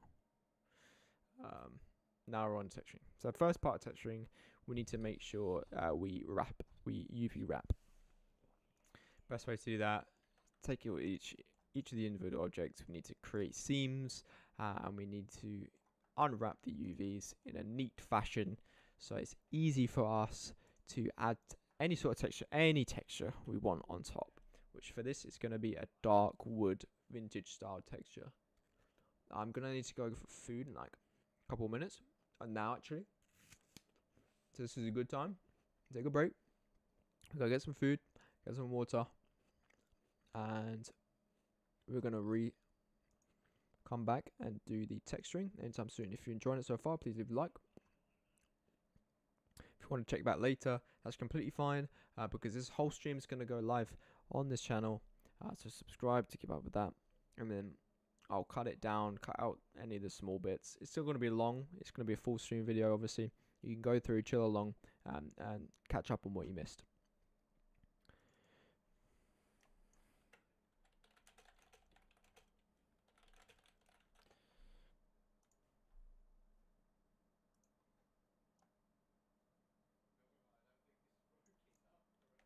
Alright. Texturing, next.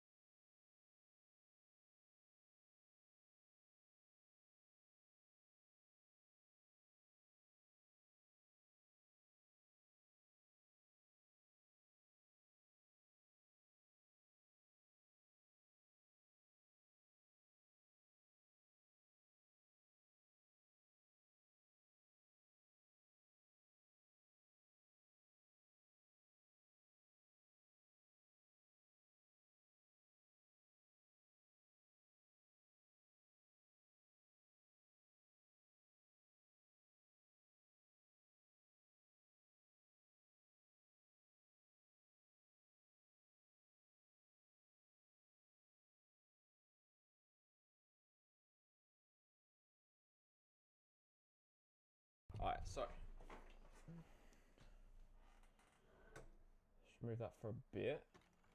We need to start thinking about. We need to start thinking about the. Start thinking about the textures. All right, so where all the textures are going to go is important because you want to, if you can, make it very clear and obvious where you're separating the materials. So we have. Let's have a look. We have. There's going to be a base wooden material, which is going to look like similar to this, a bit darker than this, which we need all around the whole thing, pretty much. Then the handle is going to be similar to this, so it's like a rusty sort of like gold, bronzy, almost metallic, and that's going to be the same for the handle, and that's really it, to be honest. There's only going to be two materials, but we're going to add as much detail as we can to the material, but we do need to define where we're going to have the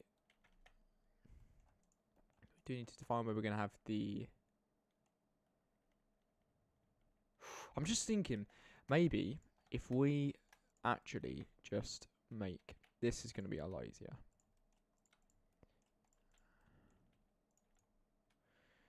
We just make this a separate object. Because I can see, if you can do it, if you can afford it, to make things separate objects, just do it. Because I can see that becoming a problem.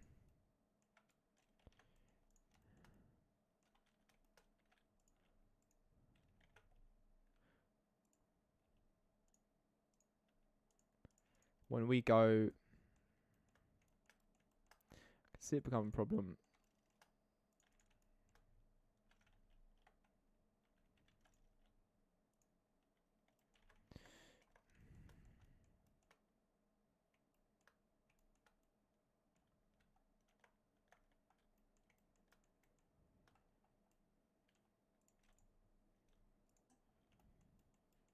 When we go to add the UV seams and things, I can see it becoming a problem that we have this extrusion going on here.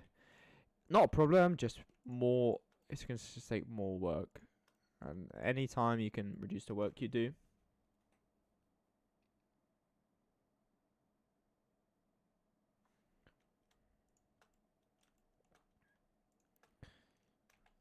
anytime you can reduce the work that you need to do is good. All the time. Every time. Alright. So instead, here's the workflow. Instead, what we do is let's add the drawer to the base. Remove this, go back to base, and then we're gonna add what was essentially the top of the table, pretty much. We're just gonna add, just do it as a separate object. That's just gonna make life so much easier. We can just make it the same material as the rest of the. Oh, voice crack. The rest of the table, the bedside table, but it's gonna be easier on UV mapping. So, boom, up we go, and we need to make it a little bit larger, and we want it just about a little bit over the top of the side of the legs, just like that. We need to make sure it's correctly aligned. A little bit of clipping so it's actually attached, no gaps, and I'd say about this much. Yep, so it looks the exact same as before, but now this is a separate object to this. We could have gone in and selected all the vertices and pressed P and to separate the vertices from the original object, but this is just a cleaner way of doing it. Now that is super simple in terms of adding the UV mapping for this.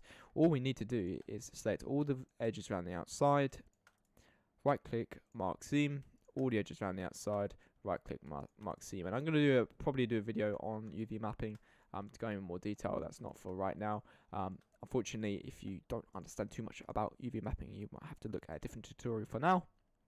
We just added a seam here. Essentially, we're going to take all these faces, we're going to flatten out into a 2D image, and then we're going to add texture on top of them, of that 2D image, and then it's going to wrap it back up on the object. And this red line is where we're marking where there is a seam in the essential paper-like 2D form of the material that we're of the object which we're going to apply material to. So if I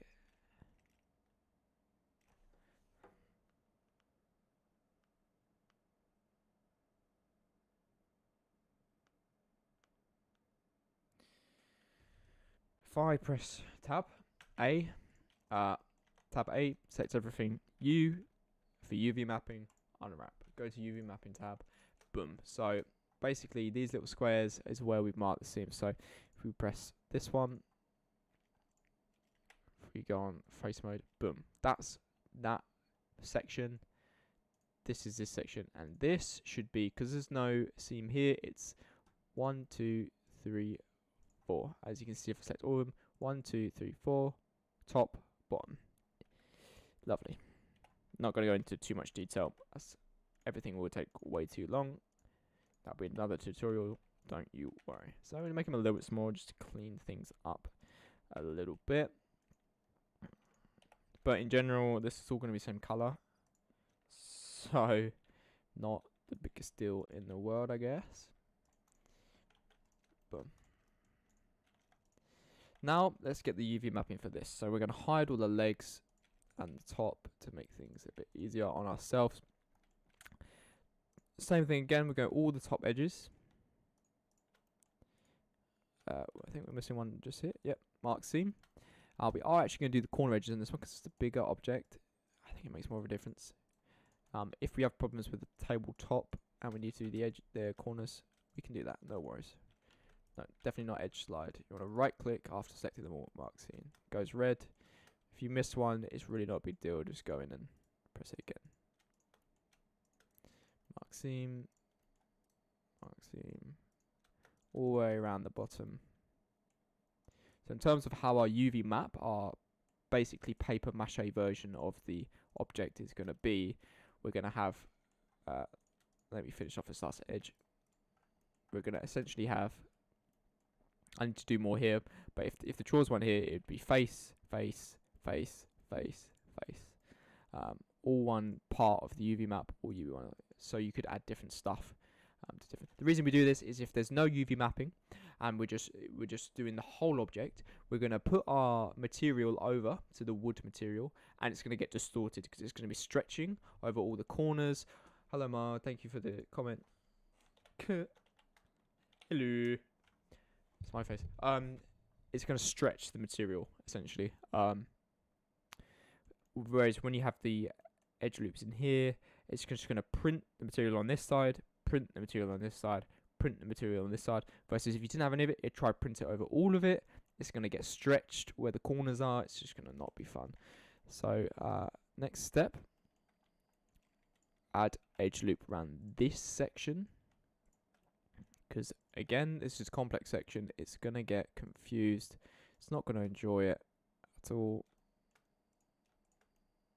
There and there. Mark seam. Alright, no need for the rest. This, as we did earlier, much easier that we made this a separate object. Much easier, because then what I'm going to have to do, if this was still the same part of the same object, I'd have to then work out where I'm going to put the marks, the seams for the UV mapping. It's just so much easier if it's a different object, if it's just its own object. So there. We need one to finish off the bottom section. There, mark seam. Top.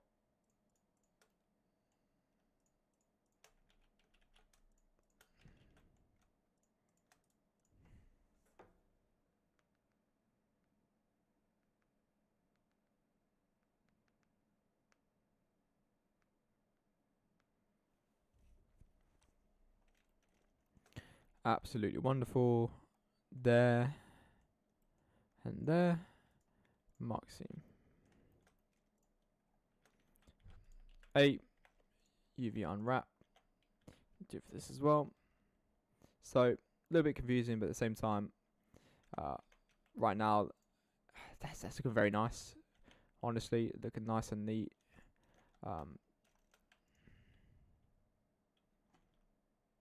So if you go into here, you select one of the faces, you press L on the keyboard.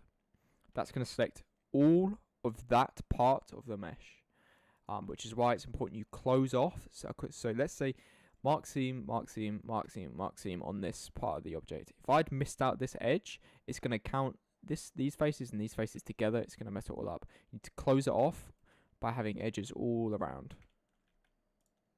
Whoops.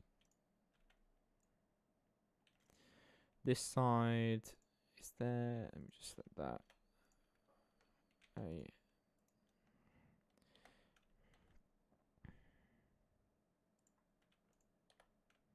That looks like the front to me. Just removing all the different parts so it's more clear where every part is.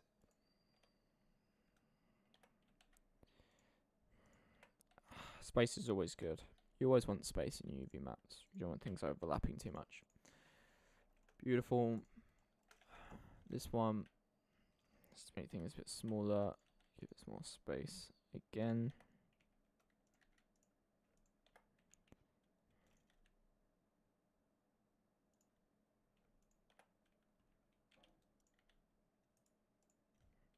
Whoopsie daisy. There.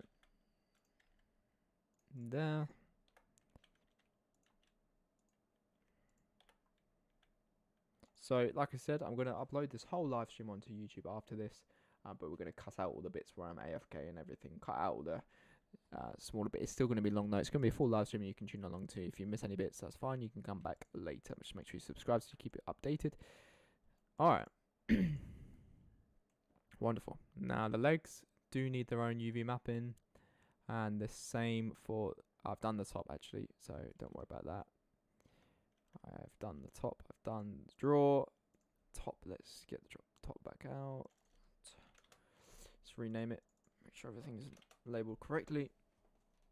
Now, let's do the legs super quick. 1, 2, 3,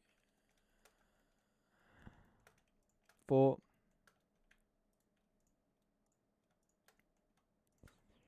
4, 5, 6, 7, 8. 5, 6, 7, 8. Could have honestly selected everything actually. If I just go like that, set all, mark seam, that, set all, mark seam, that, set all, 8, mark seam. Alright. Then that is the traditional. So this is the best way to describe it to someone if UV mapping really is that. If you think back in school when you'd make one of them paper cubes and you got all the faces, you cut out on a piece of paper, you cut out the UV map essentially, and then you wrapped all the sides together and made a square. Exactly the same thing. This right here is a UV map for this. Essentially, it's a square, but it's just like super long. It's like a rectangle basically. But it's the same thing, just this object is more complicated. So there's just more sides. There's more cutouts, you know. But if you took this and then you cut out just like a paper, if it's a piece of paper and you cut out all these sides and you stuck them all together, it would make this model. Simple as that really. And that's what you use to add the color, the texture onto this map. Then you stick it together and it makes a textured model. That's a really good way to explain UV mapping. When I do a UV mapping video, that might have to be the way I describe it. So I do need to go help with my dogs. Need to feed them and everything. So be right back. 5 to 10 minutes. I'm very sorry for the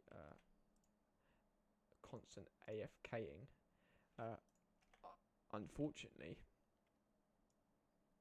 I decided to do this stream last minute on a whim. So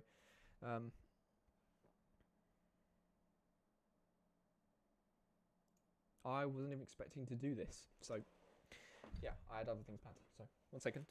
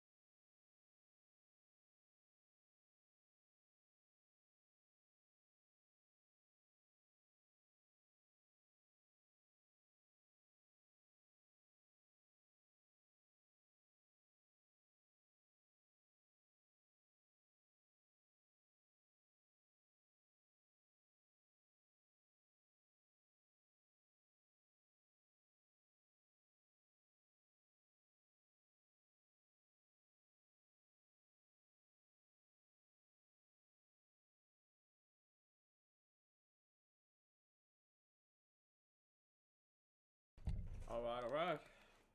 Alright.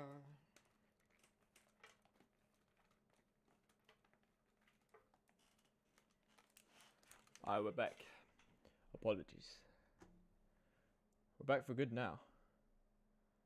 Definitely back for good now. Alright, so... Alright. That's very unfortunate, but let's get back into it. We are fully back into it now. Time to get the texture. So the best thing we can do is actually to find a dark wood texture that's based on real life. So just a real life image of wood. Something like real life image of wood. Something similar to this is kind of good. I feel like it needs to be bigger though. Wood texture furniture large.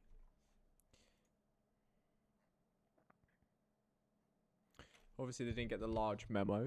It's not very large at all. Dark wood texture 4K.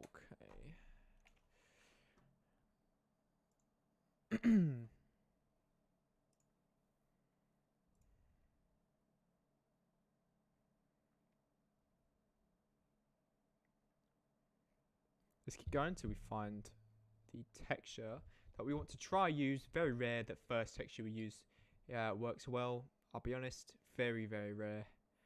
So that it's not too much of a big deal if it doesn't. We don't want a tiled approach. We don't want floor. We want furniture. This is kind of good. This is kind of good. So this is obviously some sort of website where the sort of whatever. Here it is. All right, this is what we want. This looking nice. It's good detail. Save the image. Call it wood 1 because probably gonna have to use more than 1. And we're actually gonna move it out of the references folder, and we're gonna make a separate folder called textures. We're gonna move it into there instead. So unfortunately that is actually the wrong file. So quickly into GIMP.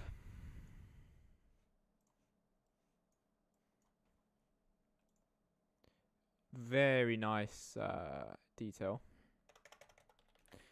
Very important. You get as high quality of an image as possible. It makes a huge difference. You want it to spend time finding the highest quality image you can. Luckily for me, I found this one very quickly, but it can take a while sometimes. You want large image, so in terms of the actual image size, 4K, ideal, 2K, and high quality is super important because this is going to go on your model. So this makes a big difference how it looks. If you can cut out having to add detail by just taking a picture of real life wood, which already has the marks, the little darker bits, the fluctuations in color. So when it already has that, big deal, big deal. Shading tab. Right, boom. New material. One thing as well that I didn't do for so long because I was just rushing stuff and just not taking the time to find out how to do it and how to set up correctly is just naming my materials, man. Just take the material, click on this material bit on the tab, double click the name, and just change the material name because I'd have just material 1, 2, 3, 4, 5, 6, 7 up to like 37, and I'd have to find the right one. It's just been so stupid. So in the image tag, in the material tab, we're going image texture, and we're gonna apply that to the base color, and we're gonna add in textures, wood texture. Alright, so this is what we've got so far. So as you can see, it's looking very nice. Very, very nice. Really, really happy with this already, considering we've got no proper lighting set up. We're just in the look dev material preview. So one thing about UV mapping, which we've noticed now already. So on this UV map, I don't have the edges done. So it's counting this, and this as one sheet of paper, one piece of the paper. So what's happening is distorting. It just doesn't look correct. That's because it's stretching to make this image. So the image it was pretty much a square image. That's why it looks so good on the top, because it is a square image. Look, it's the exact size, pretty much exact same size as this, so it works perfectly. But with this, it's trying to squeeze this image into what is essentially a super. If you flatten this out, it's gonna be super long, isn't it? You know, if we go in UV editing, take it, tab, everything. All this is squeezing it out. So what we're gonna do, add a seam on each edge, and separate this into 4 parts that is more smaller and more square. A again, unwrap, and then the problem's solved. A lot better. You could even put one in the middle, but I think we're good. Problem solved. And as you can see, that the direction of the wood is incorrect. It's going left here, and it's going like down this way. So what you want to do? So now it's 4 separate pieces of the paper. So we can just sort of move them out a little bit, just to create some space for ourselves. Beautiful. Alright, let's find the one that we want. Far right. Take it. And we want to rotate it with the R key. So it's the grain of the wood is in the same direction as it is on there.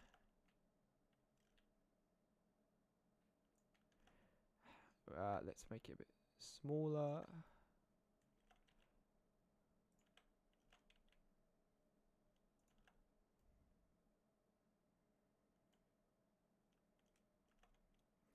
Let's tab it here. Now we're going to do pretty much the exact same thing with all the others. So we can essentially just, we know they're the same size,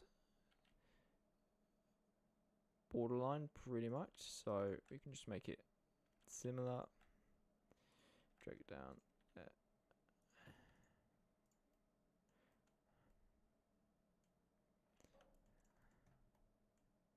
As you can see, the grains are going up and then across, which makes a lot more sense.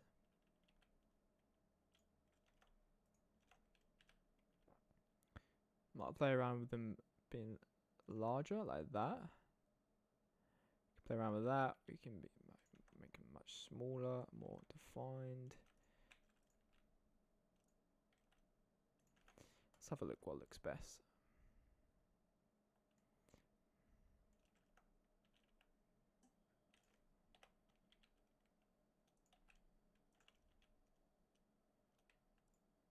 I think maybe smaller might look better. What do we think? Yeah, I think smaller works more with definitely, yeah, 100% works more with the top. So let's take these, rotate them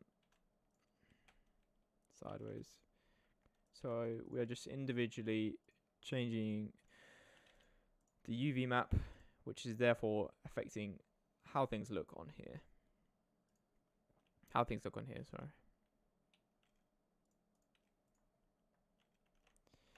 Give me a minute. There you go. There we go. Rotate. G. It doesn't really matter where it is. It does matter where it is. See, if I put this here, it's going to have this, because it's overlapping.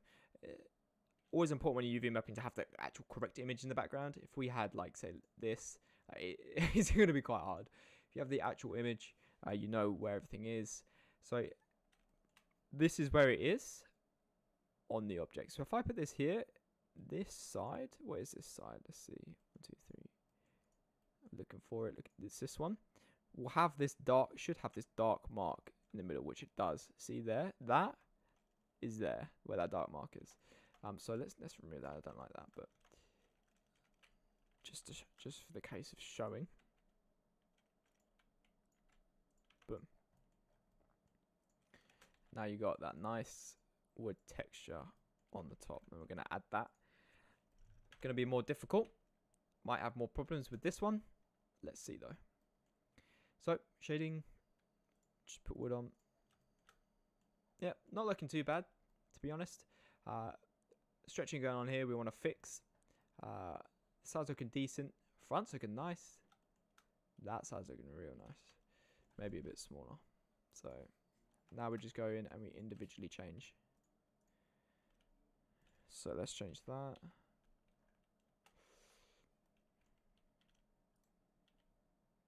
What do we think? Smaller? Yeah. It's weird. The bigger this is, the smaller it appears. So if I make this really small, it's going to zoom into the image.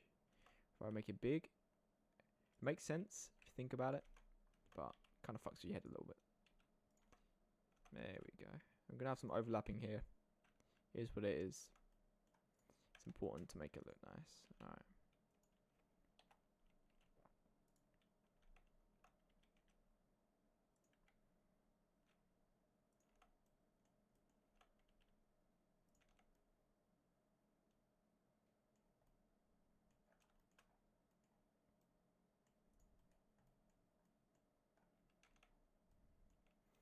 Now you know what I'm doing here, so just gonna focus a minute, make sure we get this looking really nice. I'm doing the same thing as I did with the top, but it just takes a little bit more work. I'm just individually selecting parts of the mesh. Boom. I know this, if I press L, it's gonna select just, and then when I press G to move this about, see it's just moving this side of the mesh, not the rest, just that side. So as you can see, this is just way, well, first of all, the grain's going the wrong way, so we need to rotate that upwards, and we need to make it a lot larger.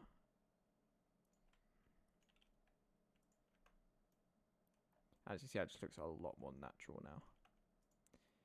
This one's going the right way, it just needs to be more large.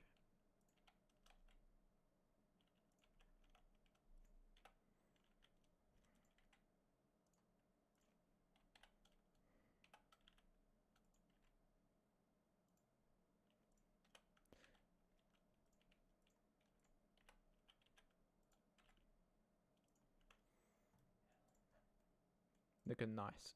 Shading. Let's add the wood texture to the poles. What are they? Legs, sorry. Legs. It should be quite good on these off the bat. Yeah, that's looking nice. That's looking really nice. Same with this. See, the grain's going left there, but I quite like that. I think that makes sense. I think it would go left. And I think maybe we make this go left too. So the graining, see on here is sideways, horizontal. And the graining on the actual base of the object, the graining of the wood is going upwards. What's up, bro? What's up, PUBG Police YouTube? How you doing, man? Today we are modeling and rendering a bedside table. How many hours are we in? Quite a few. 3? Hope you're having a great day, mate. Let's continue. So, let's try the graining going horizontal on the drawer. So all we need to do for that, honestly, we can just select this and select it, rotate it sideways. It's going to be some overlapping here. It is what it is. Let's see how that looks. Let's go with the darker portion.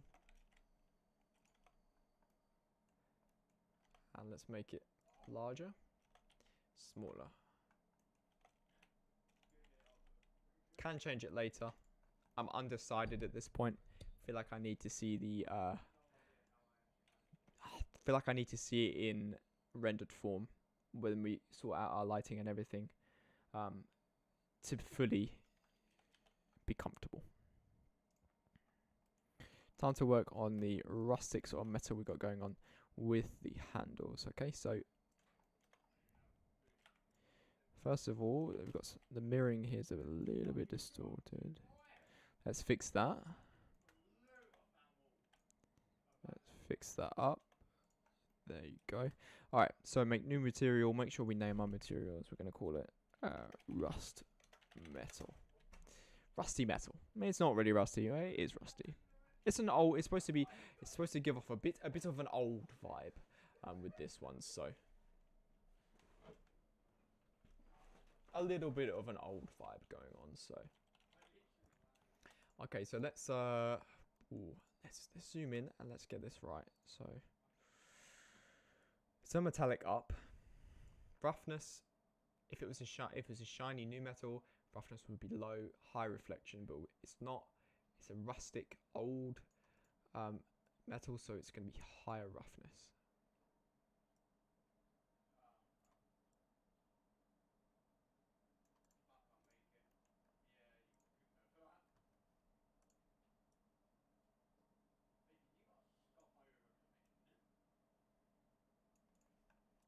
A little bit more roughness. Let's get up the example we need.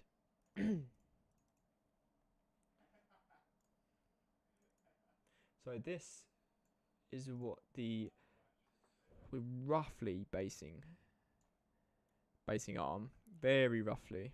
Oh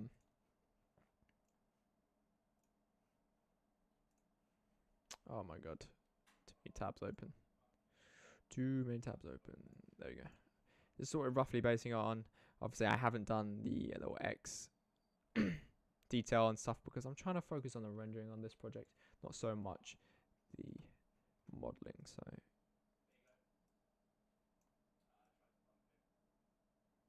bit more of a gold tint, and let's just apply this to all of it. We do need further adjustments to this. Just a base color essentially that we're just adding now. Just some base color. Not bad for base color. I think I've nailed that base color almost. Pretty damn good. Let's add it to here. I think we do want to add just a little bit of dust. A little bit of detail. Maybe we might not need it for this project. For this level of detail we're going for. Who knows?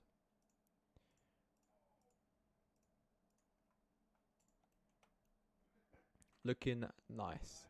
Nice, very simple. Nothing too dramatic.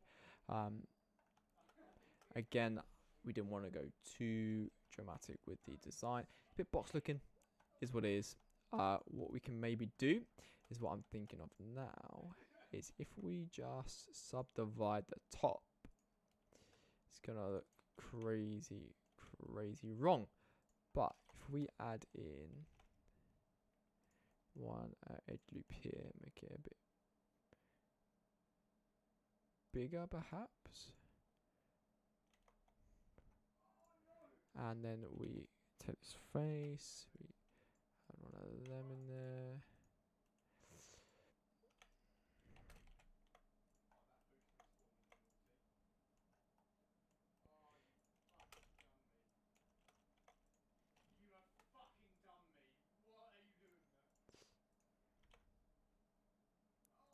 Just trying to add a little bit of a better design.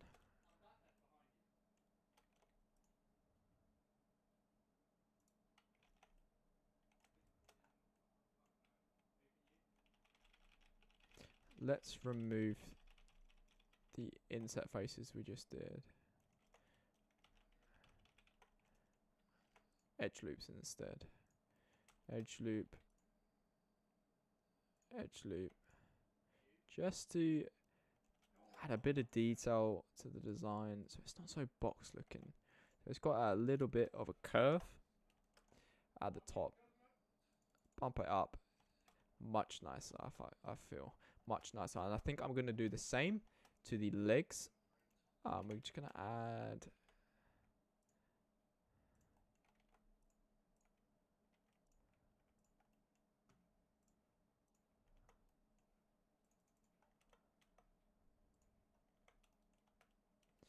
a little bit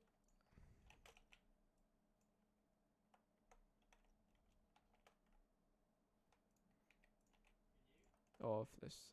I'm modeling in shading mode again. You know what? I'm just going to stay in shading mode for the time being. I don't need to be in different mode. It's not really that big of a deal.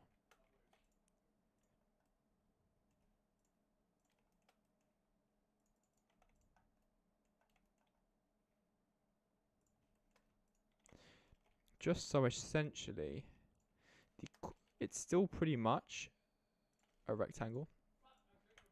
But if you just take a look at the difference between this one and this one, because I've added an edge loop here and here, but not really close to the corner edge, just a little bit out, it's added a slight bevel to the edge. It's still a relatively hard edge because it's still kind of close to the edge. Maybe make this out a little bit closer. See, if I just went really close with this, it's going to sharpen the edge more.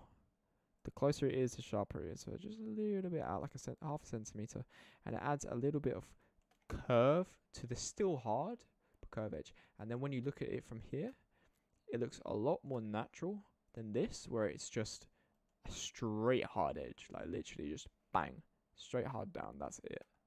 No slight curve or anything like that. This one looks way more natural than this one, these ones. So let's just actually just make this up a bit. We do want the edge, the last right at the end, to be super tight. And then let's go in here. Which one's a good one? This one. We're just gonna go into here.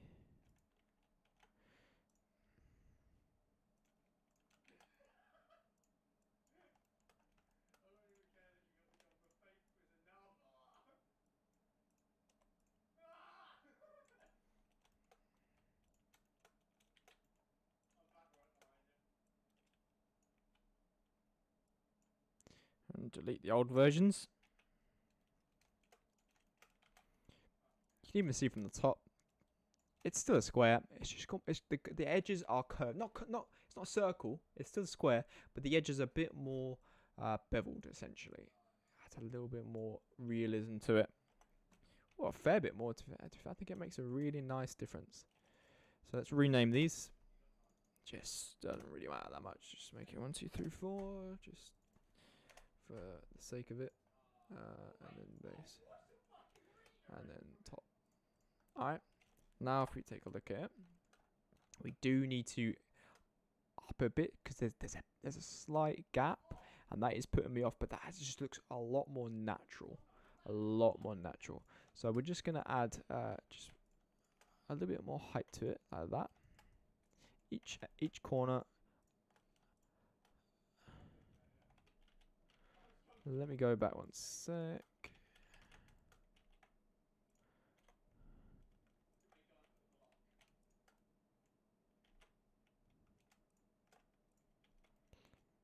How do I make sure I'm selecting the whole top edge?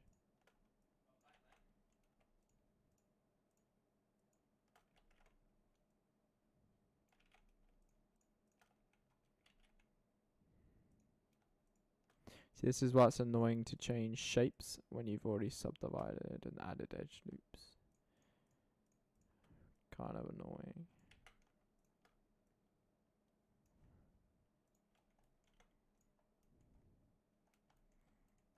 See, there's just a slight gap there. It's so subtle, but it's put me off, so.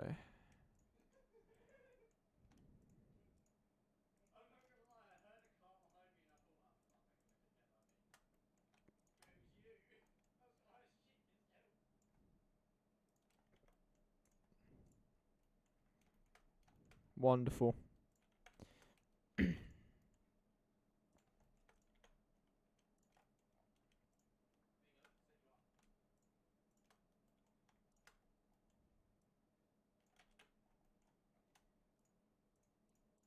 Just making sure we select both edges, top edge and second edge. Just increasing the height a bit so that there's just a slight, it's like so small. There's no gap, but obviously it curves at the top a little bit, and that looks like that. It's making it look like there's a gap. So we just add that in. Make sure it's in the middle edges as well, otherwise it does that. Up. Now that's looking nice.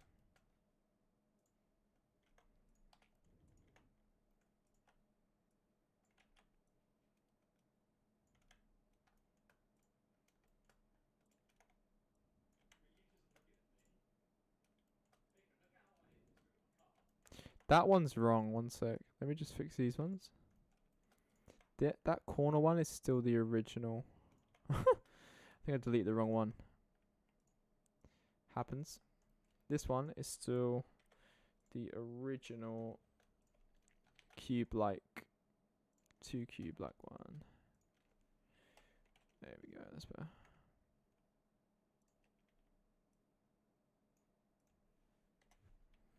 So Daisy, there we go.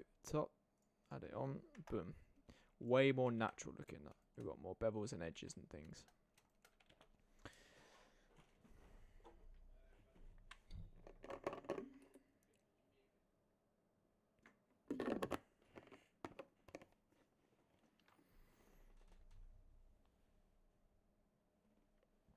So there is definitely a few. So for now, we're going to leave this as it is in terms of textures. I'm pretty happy with the way the textures are for now. We're going to move on to the lighting. The product white lighting. So we're going to add a stream marker and we're going to move on to that. So this is the way that I am going to do the lighting for this. I'm going to make this a separate video another time, a lot shorter, and I'm going to rehearse it and script it up so it's like clean and obvious, but I'll do a little run through now. So we add a new collection. Like I said, I'm going to make another product lighting video specifically just for this another time. Lighting, we're going to add a plane, we're going to modeling. I'm going to go to that. We're going to go and we're going to put it in the center. We're going to spread it out, scale it up, and we're going to make sure it's right at the bottom of our model. This is the floor. But unlike what you might think, there's many ways you can do product lighting and the background for a product render. This is actually not going to be the floor. What we're going to do for this particular project, for this particular project, we're going to go into. I'm going to turn to cycles quick. Where is it?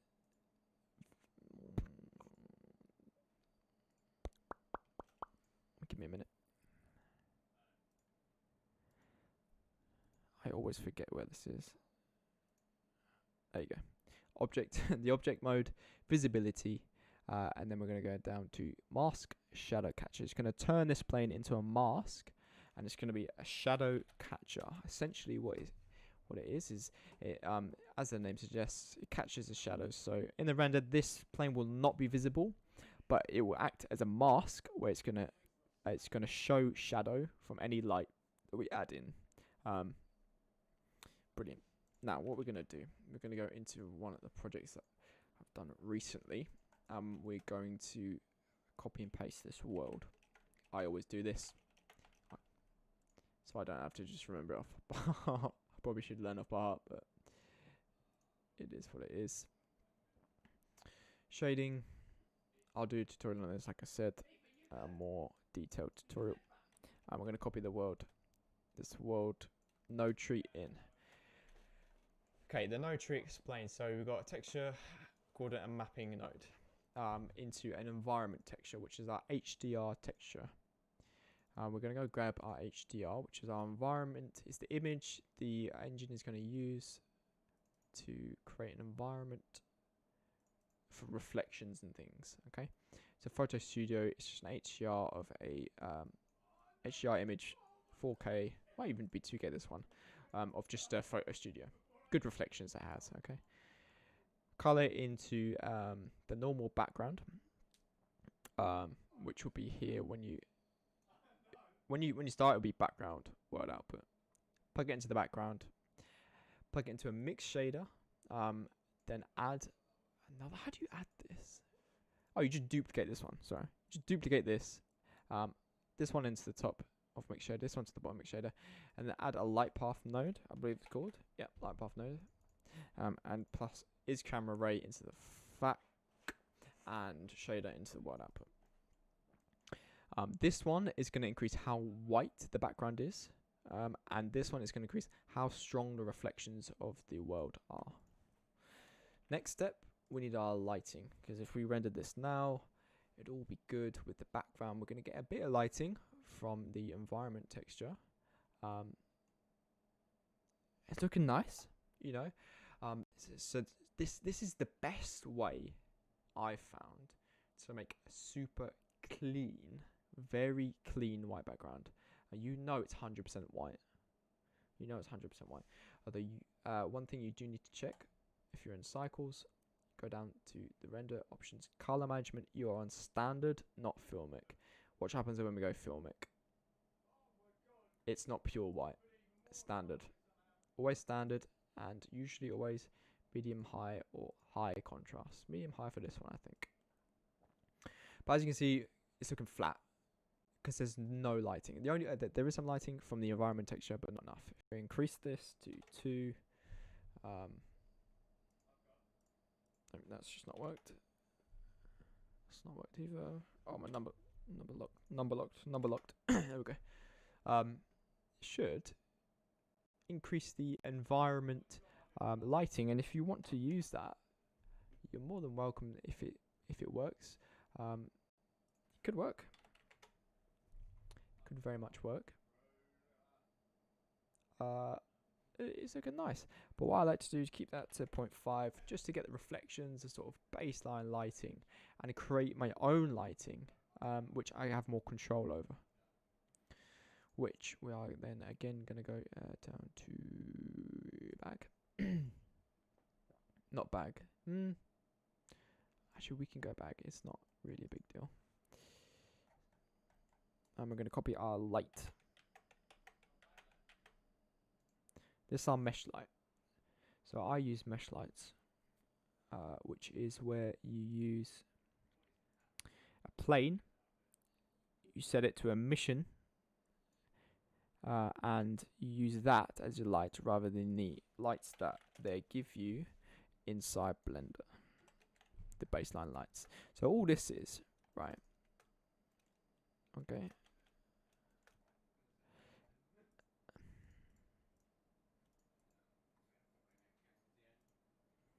one sec, I fucked up. Right, you add a plane, scale it up, bring it up. So this is going to be your light. You add this, which I'm going to go through in a minute, and then you make a cube. This is just because I fucked up. Call it shadow. It doesn't really matter what it's going to be. Just okay. So this is the light, right? So,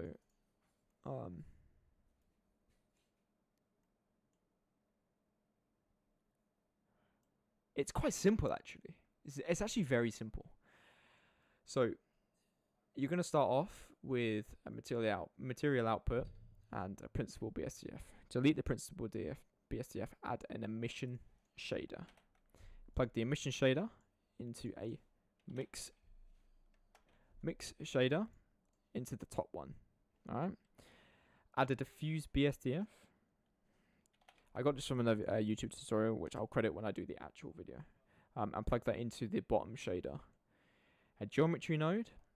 Back facing into the factor, mix shader into the material output, of course, and you add a black body node, right? This is the temperature of the light. 7250 is what I found to be a perfect white light. Complete perfect white. That's what I found to be pretty good. It might not be exactly perfect, but it'd be pretty much there as a perfect white light. Problem we have right now is that it's facing the wrong way. So this is the white, this is the black. This is what the diffuse node does. No, this is what the back facing does on the geometry. Only light comes out of one side. Makes it more like a soft light you'd find in real photography. 180 it down, so it's facing the right way. And let's see what it's looking like so far. Oh, it needs to be closer.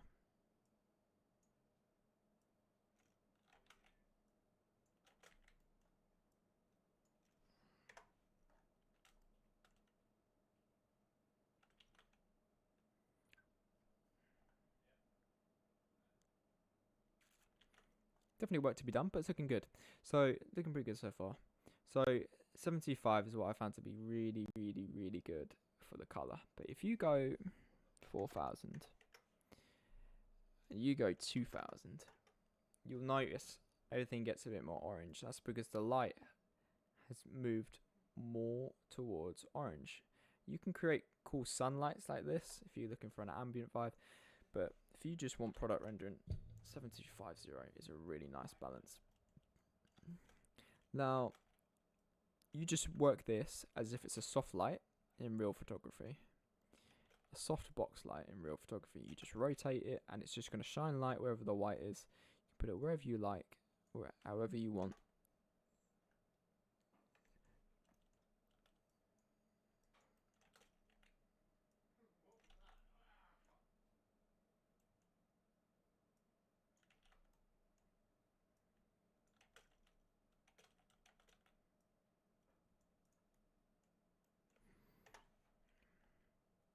Now you got to be careful it doesn't clip into your camera.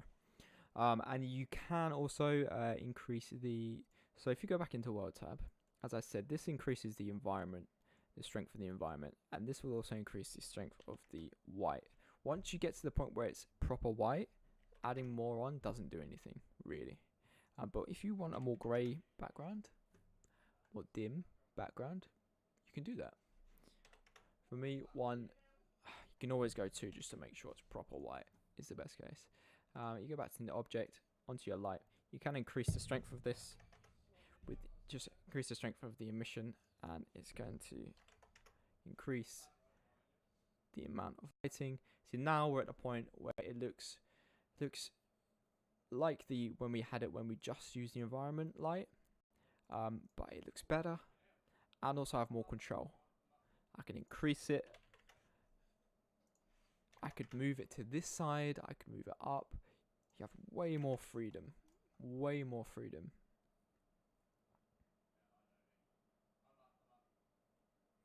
And we're definitely closing. We're closing on what I wanted to do. Really, we're definitely closing on I've really managed to get the knack of product lighting. I've really got the knack of it now. It doesn't take me long at all, as you've just seen, to get decent. This isn't perfect by any means, nowhere near, but good enough, decent lighting for a product render. So as you can see down here, you got this shadow, and that's because of the shadow catcher, which is this. So if I made this really small, it's going to move the shadow.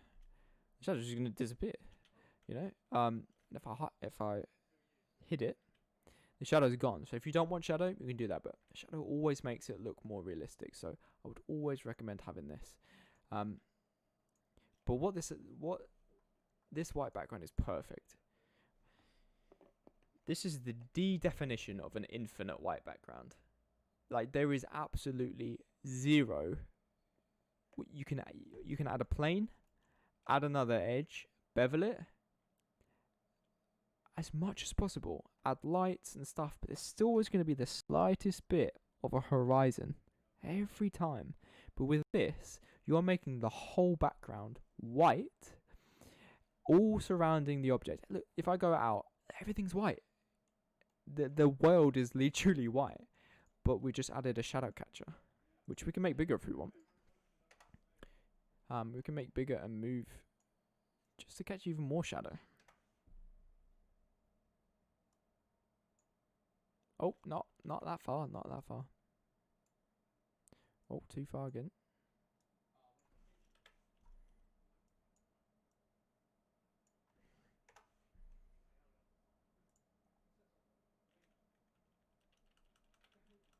Oh, fucked it. Alright, go back to where we were.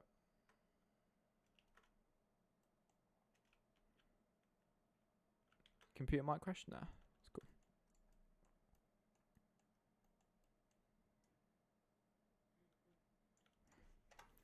Anyway, yeah, so it's really, really, really good for creating a pure white background.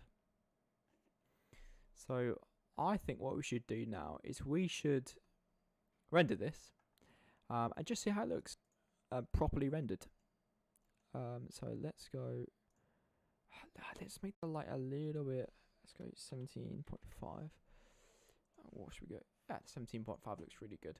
And let's for now, let's render just in 128 samples just to get a baseline. And what I would like to do, I'm gonna use this as portfolio work, and I'm gonna sell this model. I'm gonna get it ready and sell it on CG Trader for people to use in their furniture, interior render stuff. So I'm gonna sell this. Not much, $4 maybe. Not even that really. And I'm looking to do some free stuff as well. Put out free models as well. Let's have a look. What was I going to do? I've completely forgotten. It's gone. It's completely forgotten. I've completely forgot what I was going to do.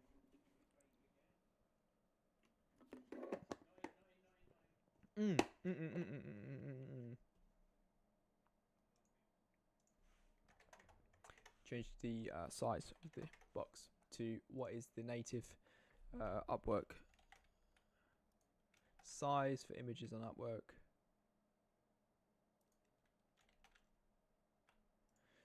Meaning I can upload on Upwork, not worry about cropping or anything. Right, render image. Let's see how we do. Let's see how we look.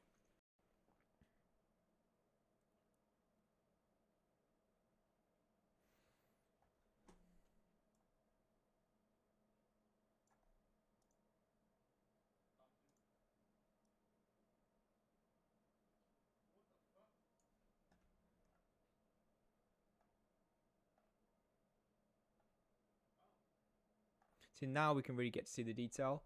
We can see the detail of the graining of the wood. We can go ahead and change some of the graining. We think that just looks a bit unnatural. Turn down the lighting. We can do all sorts now. So what I like to do now, while it's rendering, just create a. That's looking real nice, to be honest with you. Just create a. It's just lagging a bit because it's rendering. So let's just wait a minute.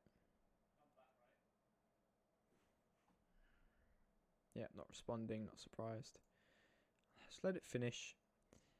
Then let's make a folder. Let's call it progress. And I'm going to save this in the progress tab. The progress folder as number 1. And then we're going to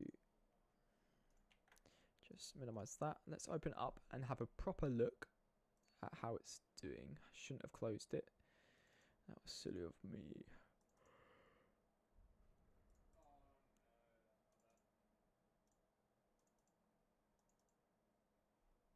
So, from where we are, we're at a good point. We are there. There are some small things I think I might change. I'm gonna turn down the lighting a bit, just the tiniest bit. I may not actually turn down the lighting, but just move it slightly away from this side. And move it slowly closer to the front, so it's shining a bit more light on this side. Shining more light to the front of the object rather than just smacking it on the side. This side's looking a bit bright. This side's looking a bit dim. But the best thing about this is now I've saved this as progress 1.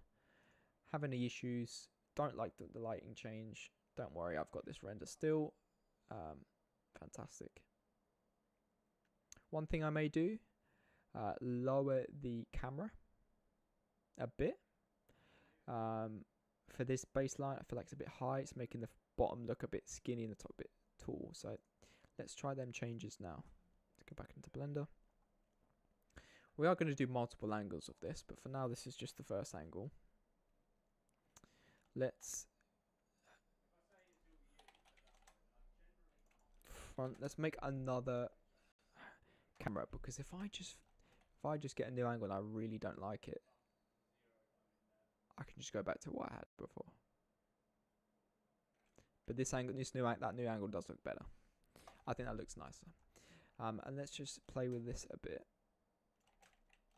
Let's rotate it. And let's move it.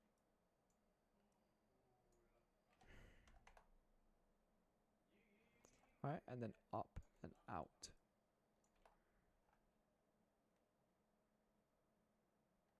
And now I feel like that looks better, right? But I'm not 100% sure. But what we can do now is just render it again in 128, save it as number 2, and then we can look at the two side by side. Because sometimes you might think, oh, that looks so much better. And then you go back and it actually didn't. It doesn't look better. It looked better before. But if you overwrite the original render, you're never going to have that comparison. So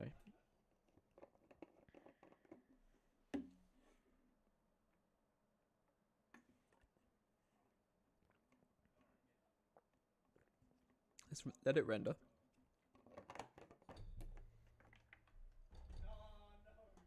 Looking nice. So now I'm thinking about the graining of the wood. Now I'm thinking, would that wood look better graining upwards rather than sideways? Do we need to make the light further away so it's less red looking? Maybe. It's looking a bit red now, isn't it? The handles look better because they've got more light on them though. So there's a balance there that we need to hit. That's why we're definitely not finished yet, boys. Alright. Number 2, number 1. Bring them up to number 1 and put them side by side. And now, see, let's have a look, right? Right. I think we need a little bit more of this angle, a little bit more of this lighting. This lighting's nicer because this lighting's less flat. Because what I've done is I've moved the lighting to the front. We've got more even light all around, and that is good in some scenarios, but you lose the sort of contrast between dark to light over here, and that affects the realism a bit. This one looks more photorealistic because this one looks a bit flat all around, looks more computer generated because all the light's the same all around. So I think we keep this angle, we maybe move it up a bit so it's a bit between these two angles, and we move the lighting back to where it was, which is why boys, I kept this.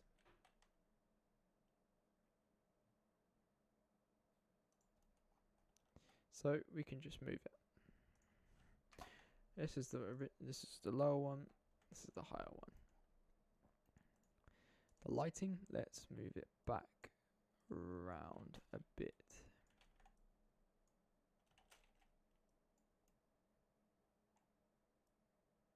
It needs to be enough. Yeah. A little bit more light. A bit closer. Let's try that. Hard to tell until you properly render it.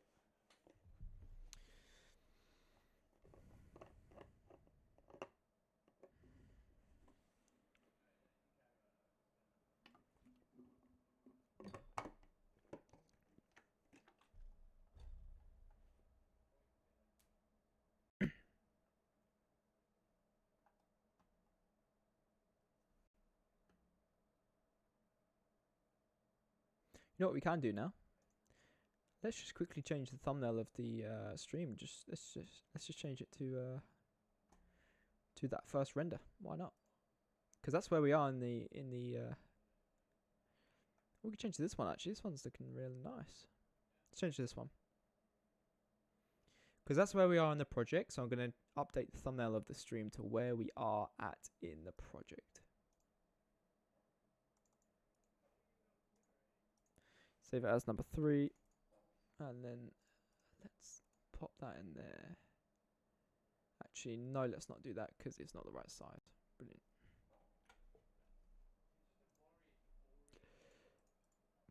Let's render one in the right YouTube format.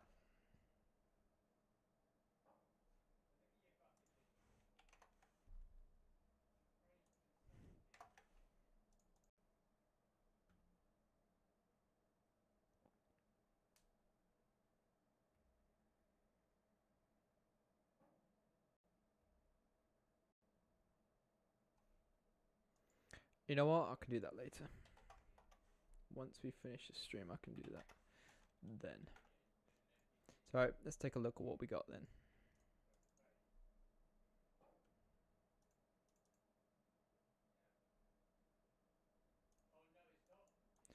New version, old version.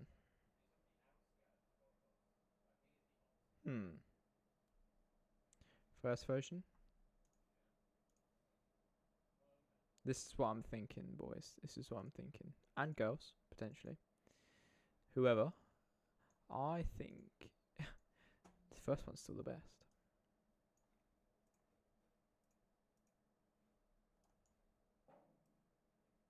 One. Two.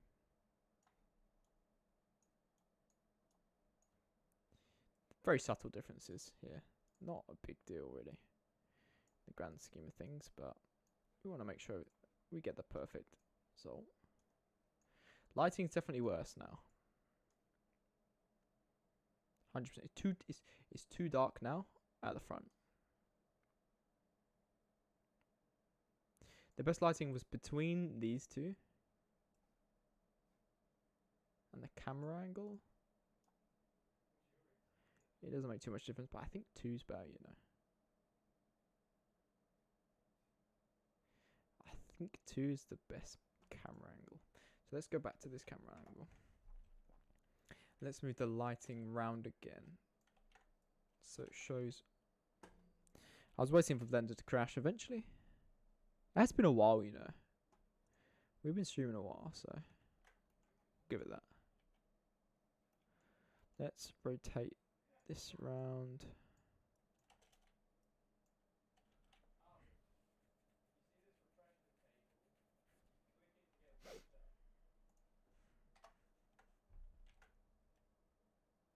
And let's try that.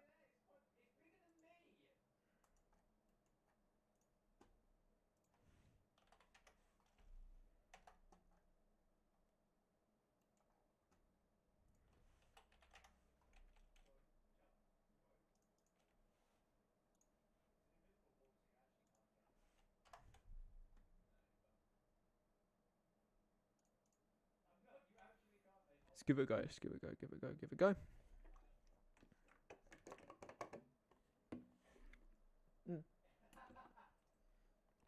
There is one thing I want to do after this. I want to, once I've got the lighting as I kind of like it, I'd like to change the material of the wood. I'd like to see if we can add a little bit more shininess to the wood. Just a little bit more. Not a lot more.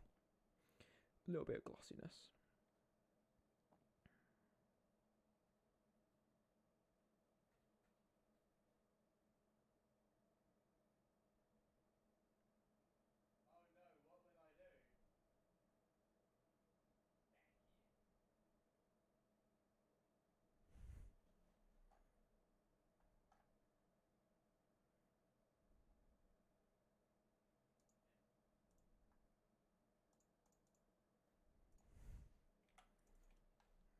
Okay.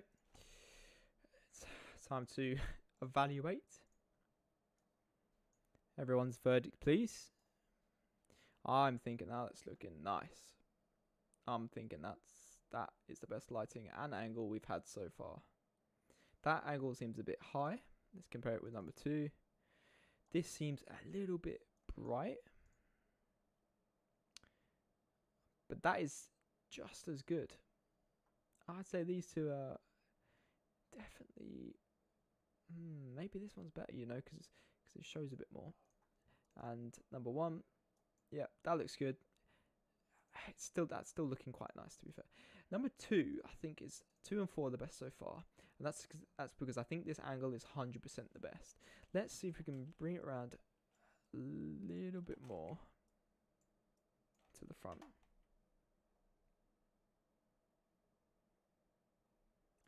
Try that. Let's nail the lighting before we start changing the glossiness of the actual image.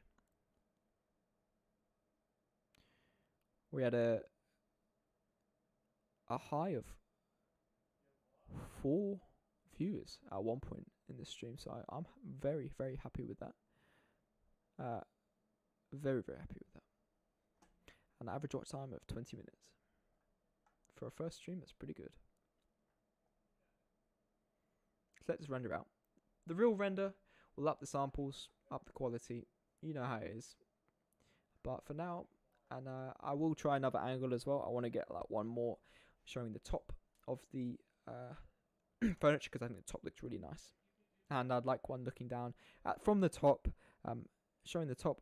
How many more times can I say top? And also the drawer. So you can see the open drawer. That's what I want. I've been speaking a while. I'm not used to it. So I'm kind of getting a dry mouth. Let's compare this with number 2, because number 2 is my favorite so far by far. Well, number 4 and number 2.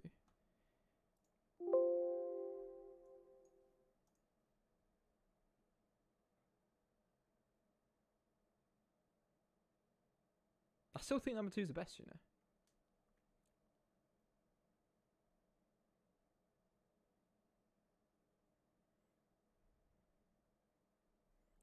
I think number two is the best we've had so far. Now I'm struggling to recreate the lighting, which is a bit annoying.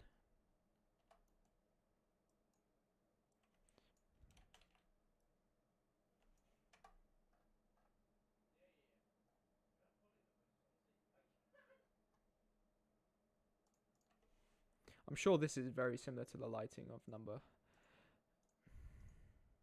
2. I'm sure this is similar. If anything, it might be a bit too bright.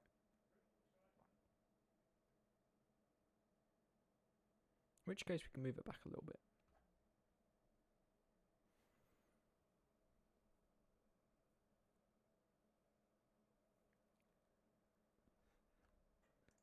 Maybe move it back a little bit. Let's see. Let's see what it looks like compared to number 2. In which case, we can move it back a little bit.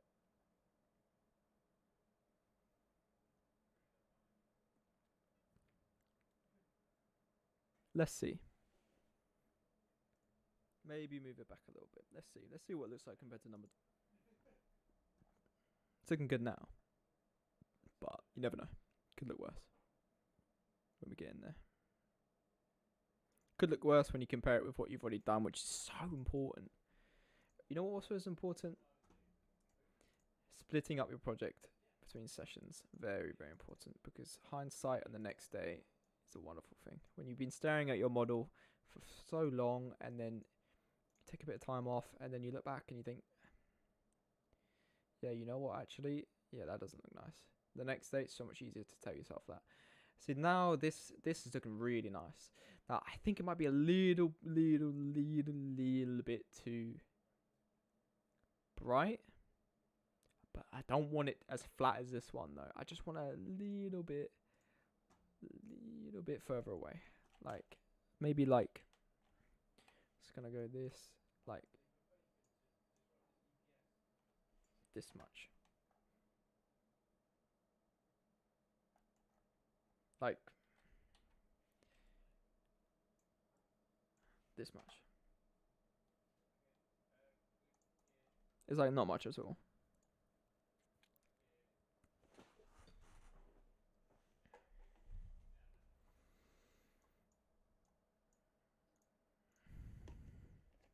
So this is why we don't render in full samples straight away, because we're making adjustments.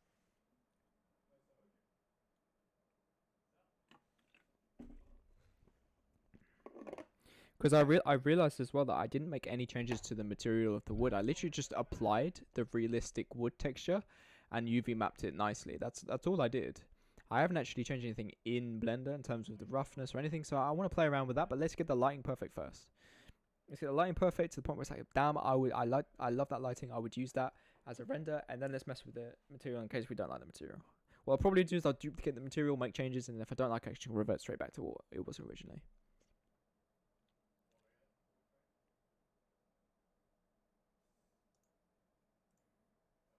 Right, let's go 7. Alright.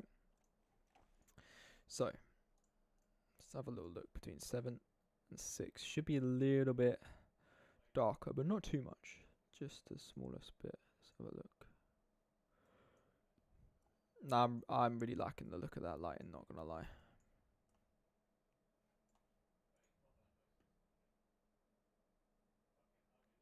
That lighting looks really nice.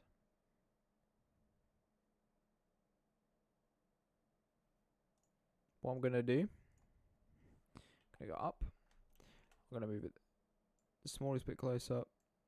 At this point, the difference between that 6 and that 7, it can be done in post production anyway. It's such a small difference. It doesn't matter that much. It really doesn't matter that much. So now what I want to do, I want to copy this. I'm gonna have to make a new.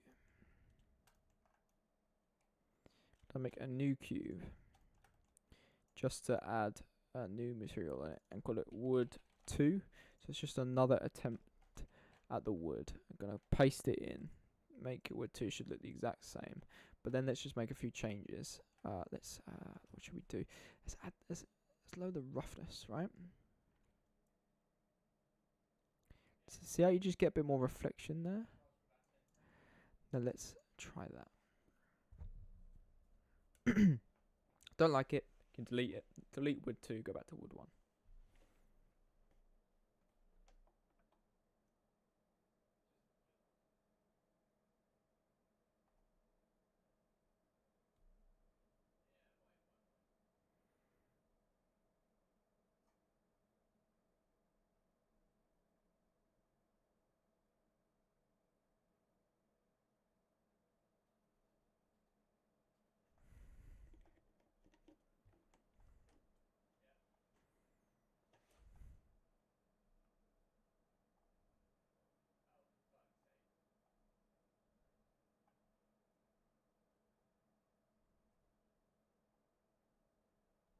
Let's try this.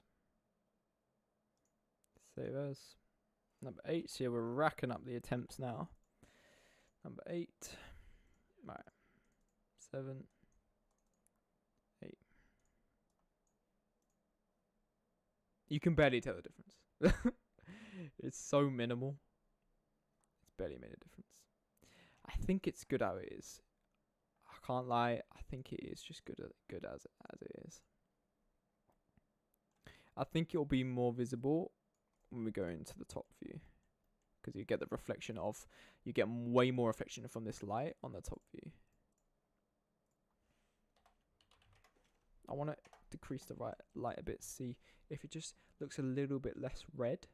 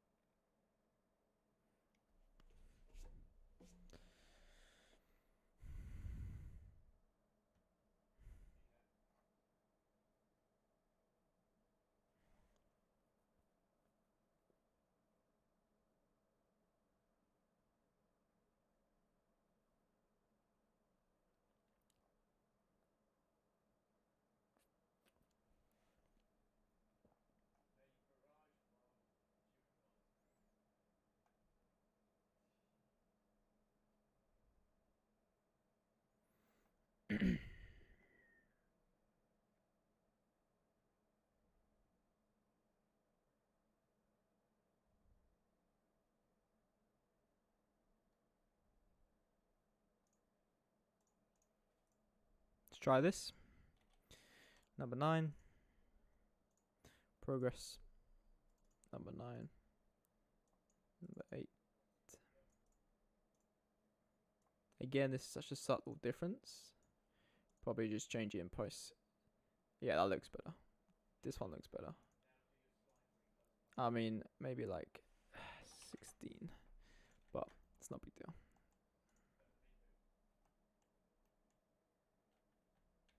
So this, I want to now try. Might as well just rename this. I'm not using this anymore. This is the angle we went for. This is the old angle. Ow. This is the old angle.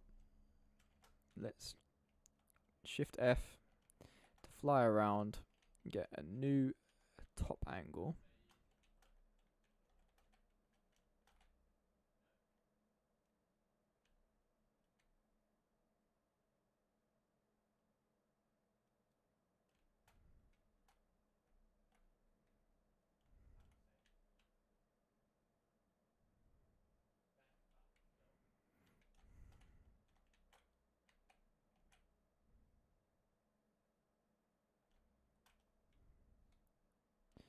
thinking maybe like we just need to get a nice like professional looking angle of this.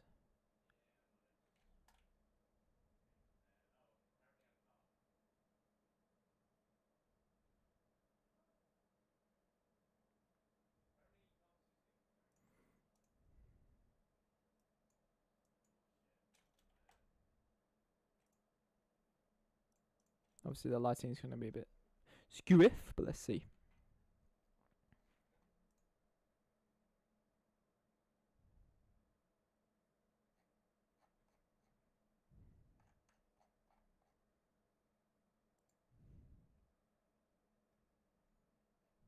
Now that's looking, the shine on that is looking fucking nice. I think I nailed that shine there. That really helps with the realism. And I think I nailed these as well.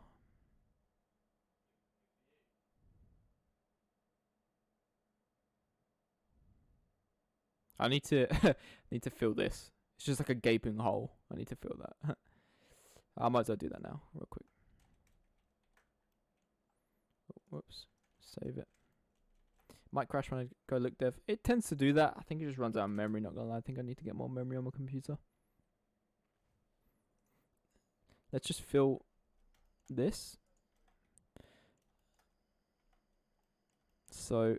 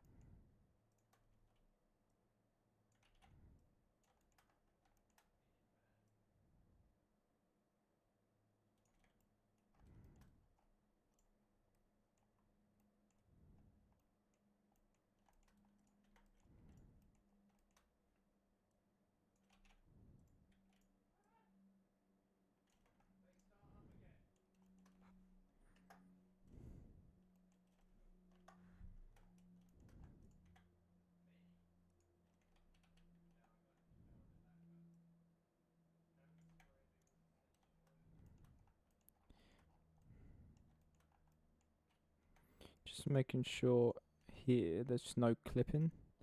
As you can see, it's clipping with the top of the. Still is a bit.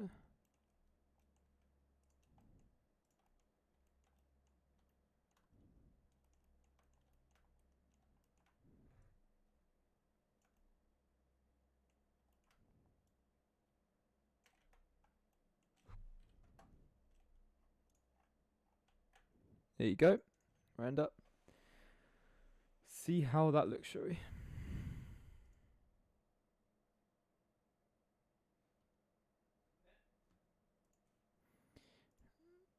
Custom emoji. Oh, custom emojis. That's cool, right? Custom YouTube emojis.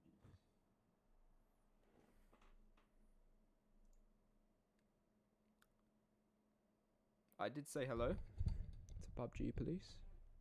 But we're gonna do a nice thumbs up. You know how it is. You know how it is. Looking real nice now.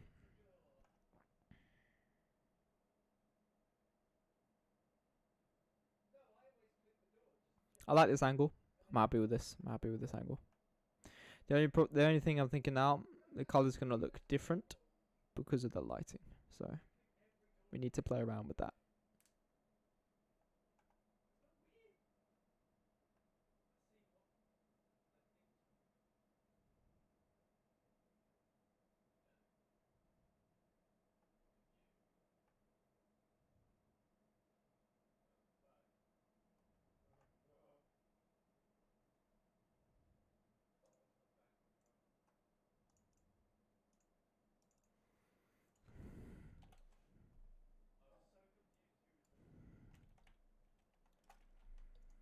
top 1. T1 is the name of this because it's different. Now, take a look at this, right? Now we have a lighting issue because this one, it looks so much darker than the other one because obviously we've got light shining on the one on the right. It's making it look different to the one on the left. I prefer the color of the one on the left. It's more closer to what I was looking for with the dark vibe we had going on. I think that just looks so much nicer. So what we need to do,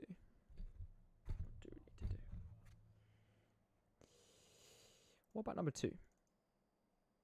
Nah, it's still, oh, what's that at the top there? It's still, it's closer, but we need darker. So what we're gonna do, this is a nice render. I'm very happy with this. And the color on that is just exactly what we want. Excuse me. Okay, so color lower. What we're gonna do, this is the way we solve this problem. We get the lighting on this shading. Light. We call this light.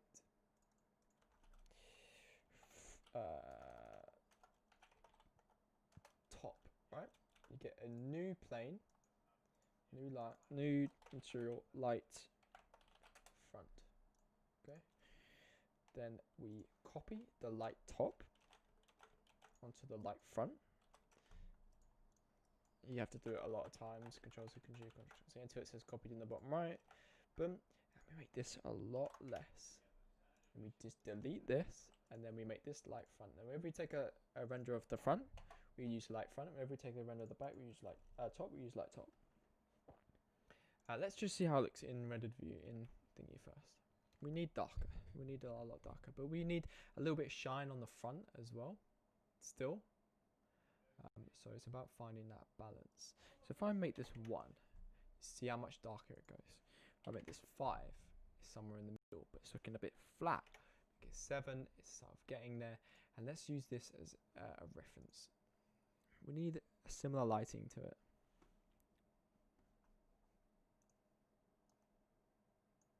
Alright, a bit more. This is what we had before. This is what we're changing to. This is what we want to achieve.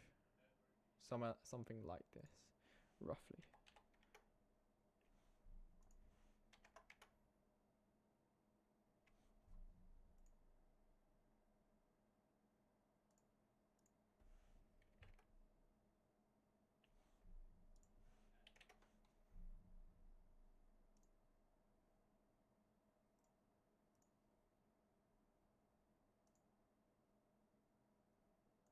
I just realised I hadn't actually changed the other pieces of wood to the shiny version. Nice.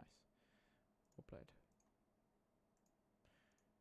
That might help the situation. That may help. That may also freeze my computer. No, there you go. We're back.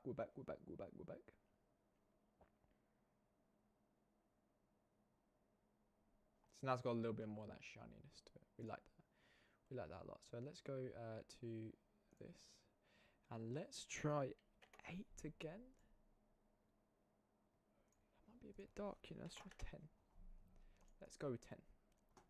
And we need it to be similar color in terms of the actual material. The actual wood material needs to be the same sort of color.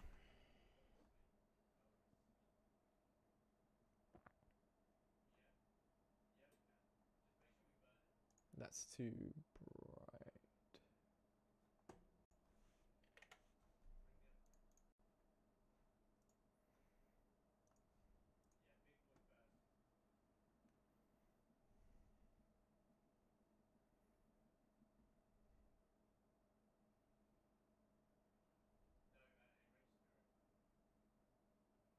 See that? It's always going to be a little bit bright in this one because we're facing the light. It's always going to be like that. But it needs to be realistic to the point where you're like, okay, that's to the person's eye, this is a little bit brighter on this side because that's where the light's coming from, but not, it's like, oh, it looks like a different object because it's so much brighter. Obviously this render is going to be a bit brighter. I think this is definitely, this is way further closer to what we, this bit's always going, here's always going to be brighter, because it's where the light's coming from. You need that for a bit of realism. And this is looking nice, to be fair. I might need to move this. This piece is off-putting, to say the least. So let's try 10. Now let's compare. So off T1, which we already have open, 10. All right. So now that's matching a lot closer. We can always do post editing, but that is the color. The color of the wood is matching a lot closer to what we need. A lot closer. So I'm thinking this 8.5, a little bit more, and let's take this, right? UV editing, especially this side. Actually, let's take the whole of this section. Right, and let's move it across to like here. And then let's also take what's happened to this.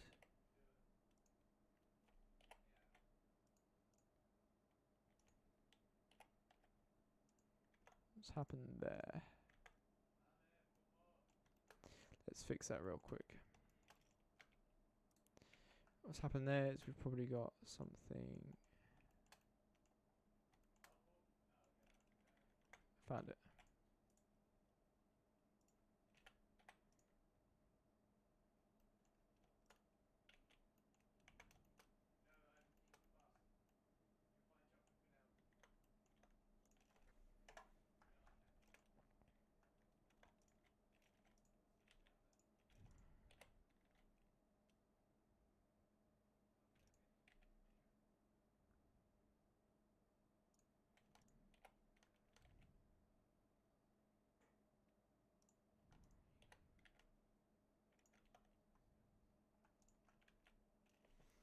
Let's try this.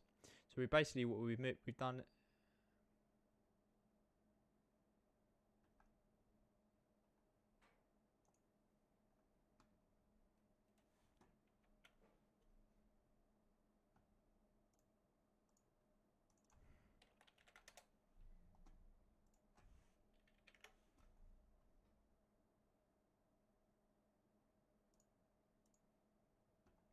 Let's give this a go.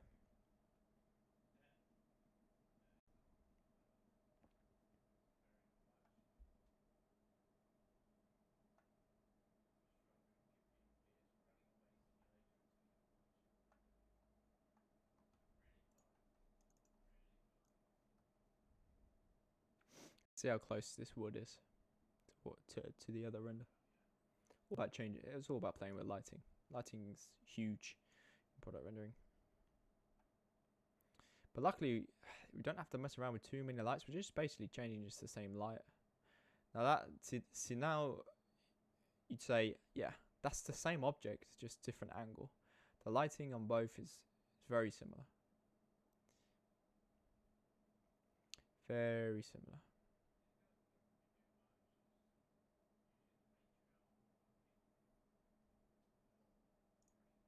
Save as 12. I like this. Now what I'm gonna do, 11. Sorry. Okay, what I'm gonna do. I'm happy with this one now. So let's go back to the top. And I'm just thinking now with the top angle, we need to change the light back to it being the light top,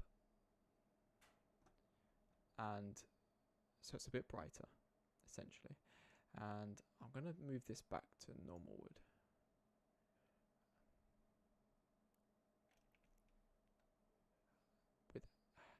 Wood 2 has 0.295 roughness. Let's go down to 0.43 and change this back to wood.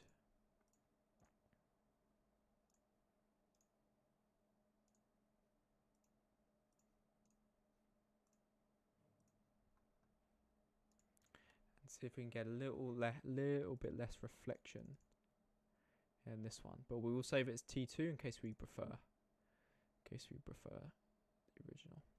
So So as you can see how the lighting has gone darker. It's too bright, too bright, too bright, perfect. Because it matches with this one. And but this is the color of wood I was going for. I didn't want it too red. I wanted dark wood, not too bright like these ones are. Too bright.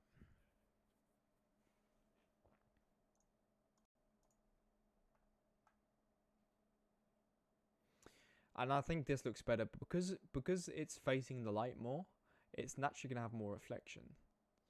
So I think having it on wood 2 with the lower roughness was a bit too much shininess. Whereas now this strikes a nice balance between the two. But we'll have to compare because it might not look as good.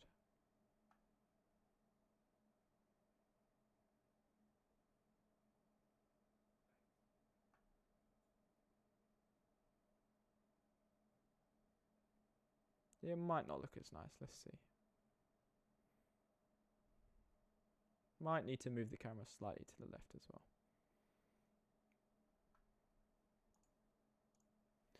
Alright, don't save as copy, just save it. T2 for top 2. Whoopsie daisy. There we go. Okay, progress. Top 1. This is it before. It's a bit after. So it's just got a little bit less before, after. So you see this, it looks so subtle, but this is a little bit less shiny. And now we need to decide which one we prefer. I'm still unsure. I think I need to look at it tomorrow.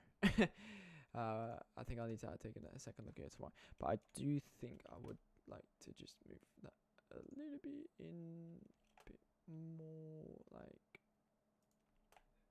that. It's so subtle change, but it doesn't make a huge difference. I'm not gonna say this it's so subtle it makes a big difference. It doesn't really. It's a small thing that makes a little difference. But sometimes it's nice to have them extra little bits though. What we're going to do once we wrap this up, this is going to conclude this section because the next part is to add this to a more bedroom scene, but that's going to be a separate stream because that's going to take a little bit of time.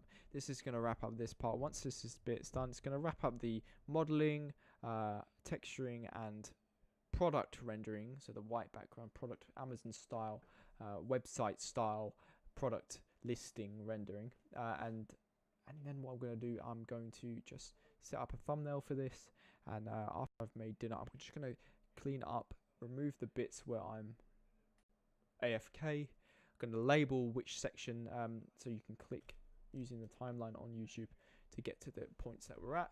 I'm going to label it modeling, texturing, rendering. Just 3 sections.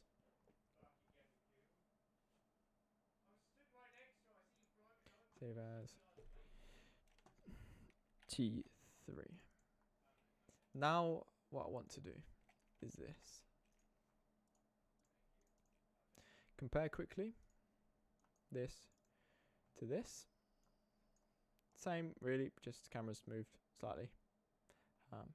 Very slightly, and to be honest, I think I kind of preferred the camera as it was before, so I'm just going to move it a little bit there. I think it looks a little bit more stylish like that, and then we're going to bump up the thingy.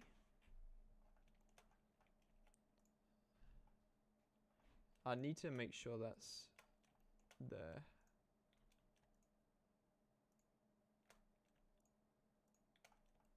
Super important.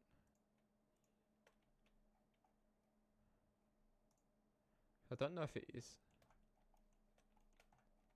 No, is it? Yeah, it is. Is it? Is it connecting? Yeah, it is, because it's poking through. Look, and this side. Yeah, it might not be this side.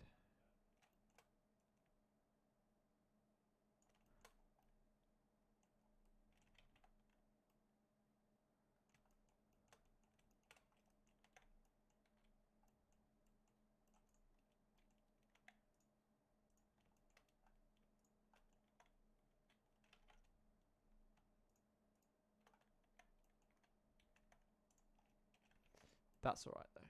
500. Render the top one.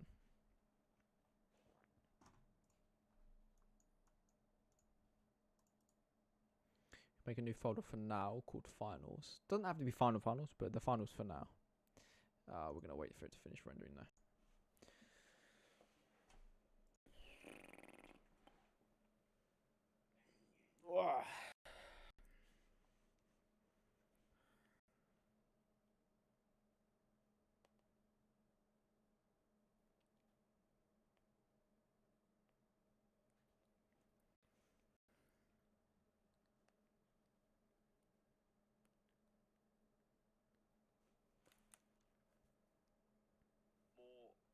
It's going to take more work.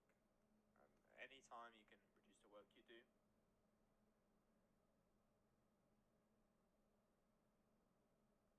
all the time. Pretty good. It might not be exactly perfect, but it'd be pretty much there as a perfect white light. Problem we have right now is that it's facing the wrong way. So let's just finish it off. So this is going to take a bit of time. It's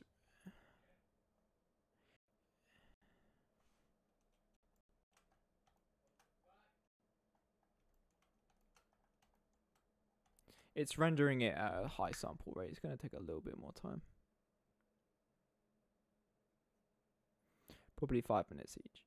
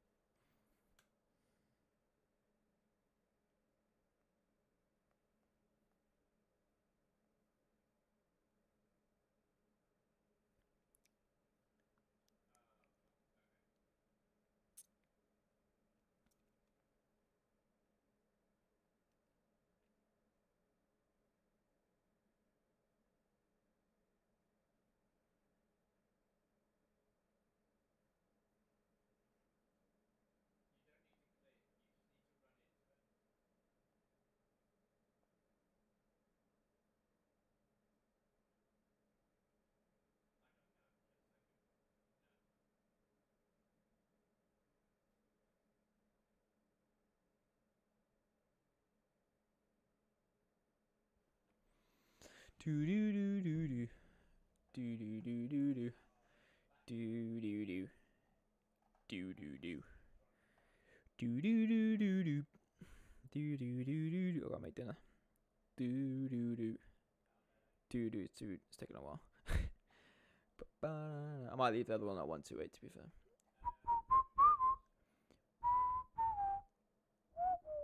Because these renders aren't for a client. This is portfolio work for a YouTube stream like we're doing now.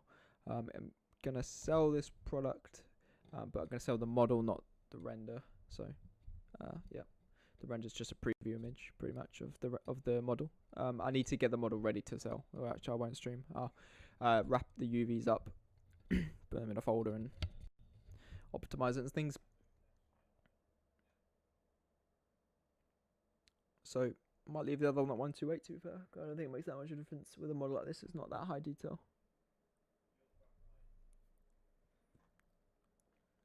It's not that high detail at all, so.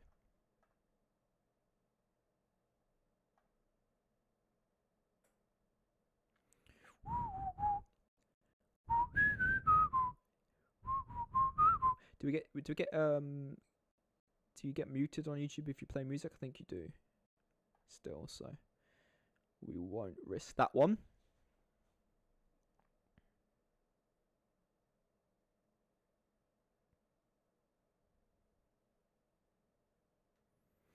Do do do. Do do do. So straight off the bat, I'll change the thumbnail of the YouTube video. That's gonna go straight up to the whole of the stream's gonna go straight on YouTube. But then either tonight or tomorrow, I'll go through and take out all the bits where I'm just not all the bits. It's still gonna be a long stream version. But where I'm sort of AFK pretty much. I went AFK quite a few times.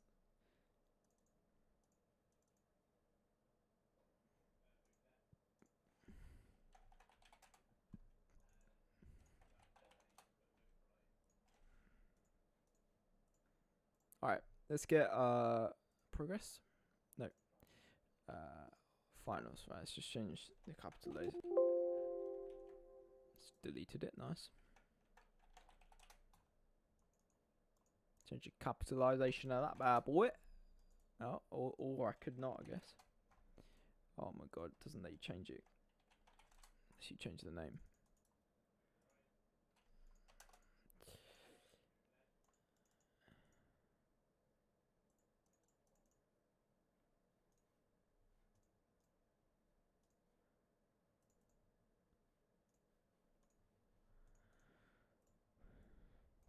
Now, any changes to make to the actual render, I'm gonna do now.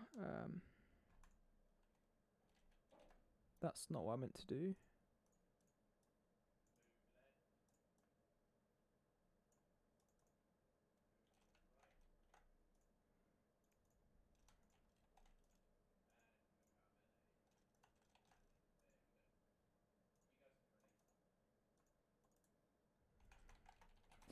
Oh my god, the capitalization thing. Oh, brilliant. I need to change it to front 2 and then delete it. 2. God, you can tell I've been on for a while. So this is where you take a break from the project and you go and you take another look at it the next day. I'll just compare this quickly with some other work that I've done, just to make sure the white is actually fully white. I don't actually know if it is. I'm not 100% sure. I can't. Oh wait, what can I actually use that I can actually show? This drill, which was okay, definitely not the best, but it's alright. With this, yeah, it is. Yeah, it is. Yeah, that's fine.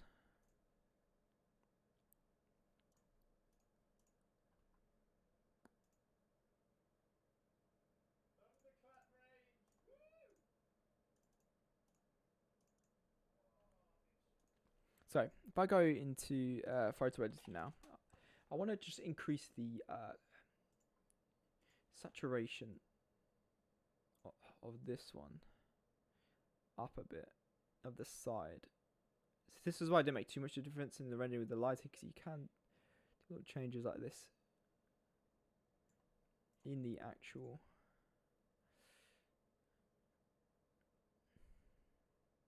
in photo editing.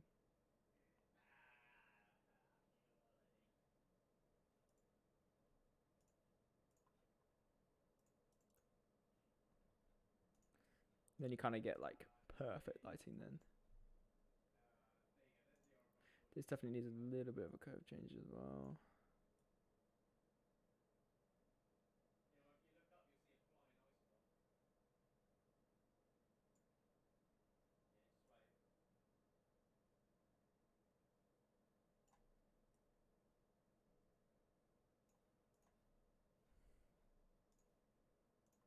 No.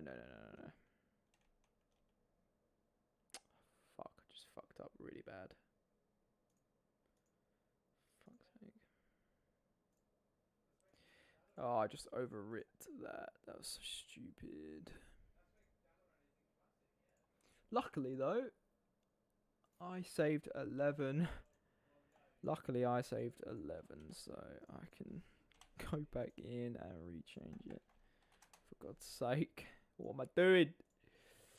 Being stupid as I am.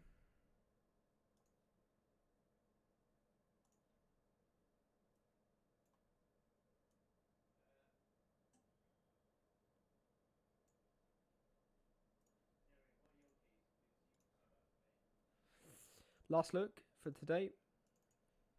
Front, side. This is what we've ended up with. For now, this is good. Might make some subtle changes. But yeah, pretty happy with this. Pretty much exactly what I wanted. Just a simple. It is relatively simple, to be honest. Just a simple bedside table. Looking real nice. Looking nice. And that's going to wrap it up. Thank you if you watched this for however long you did. Hope you have a wonderful day. Absolutely wonderful rest of the day, wherever you are in the world.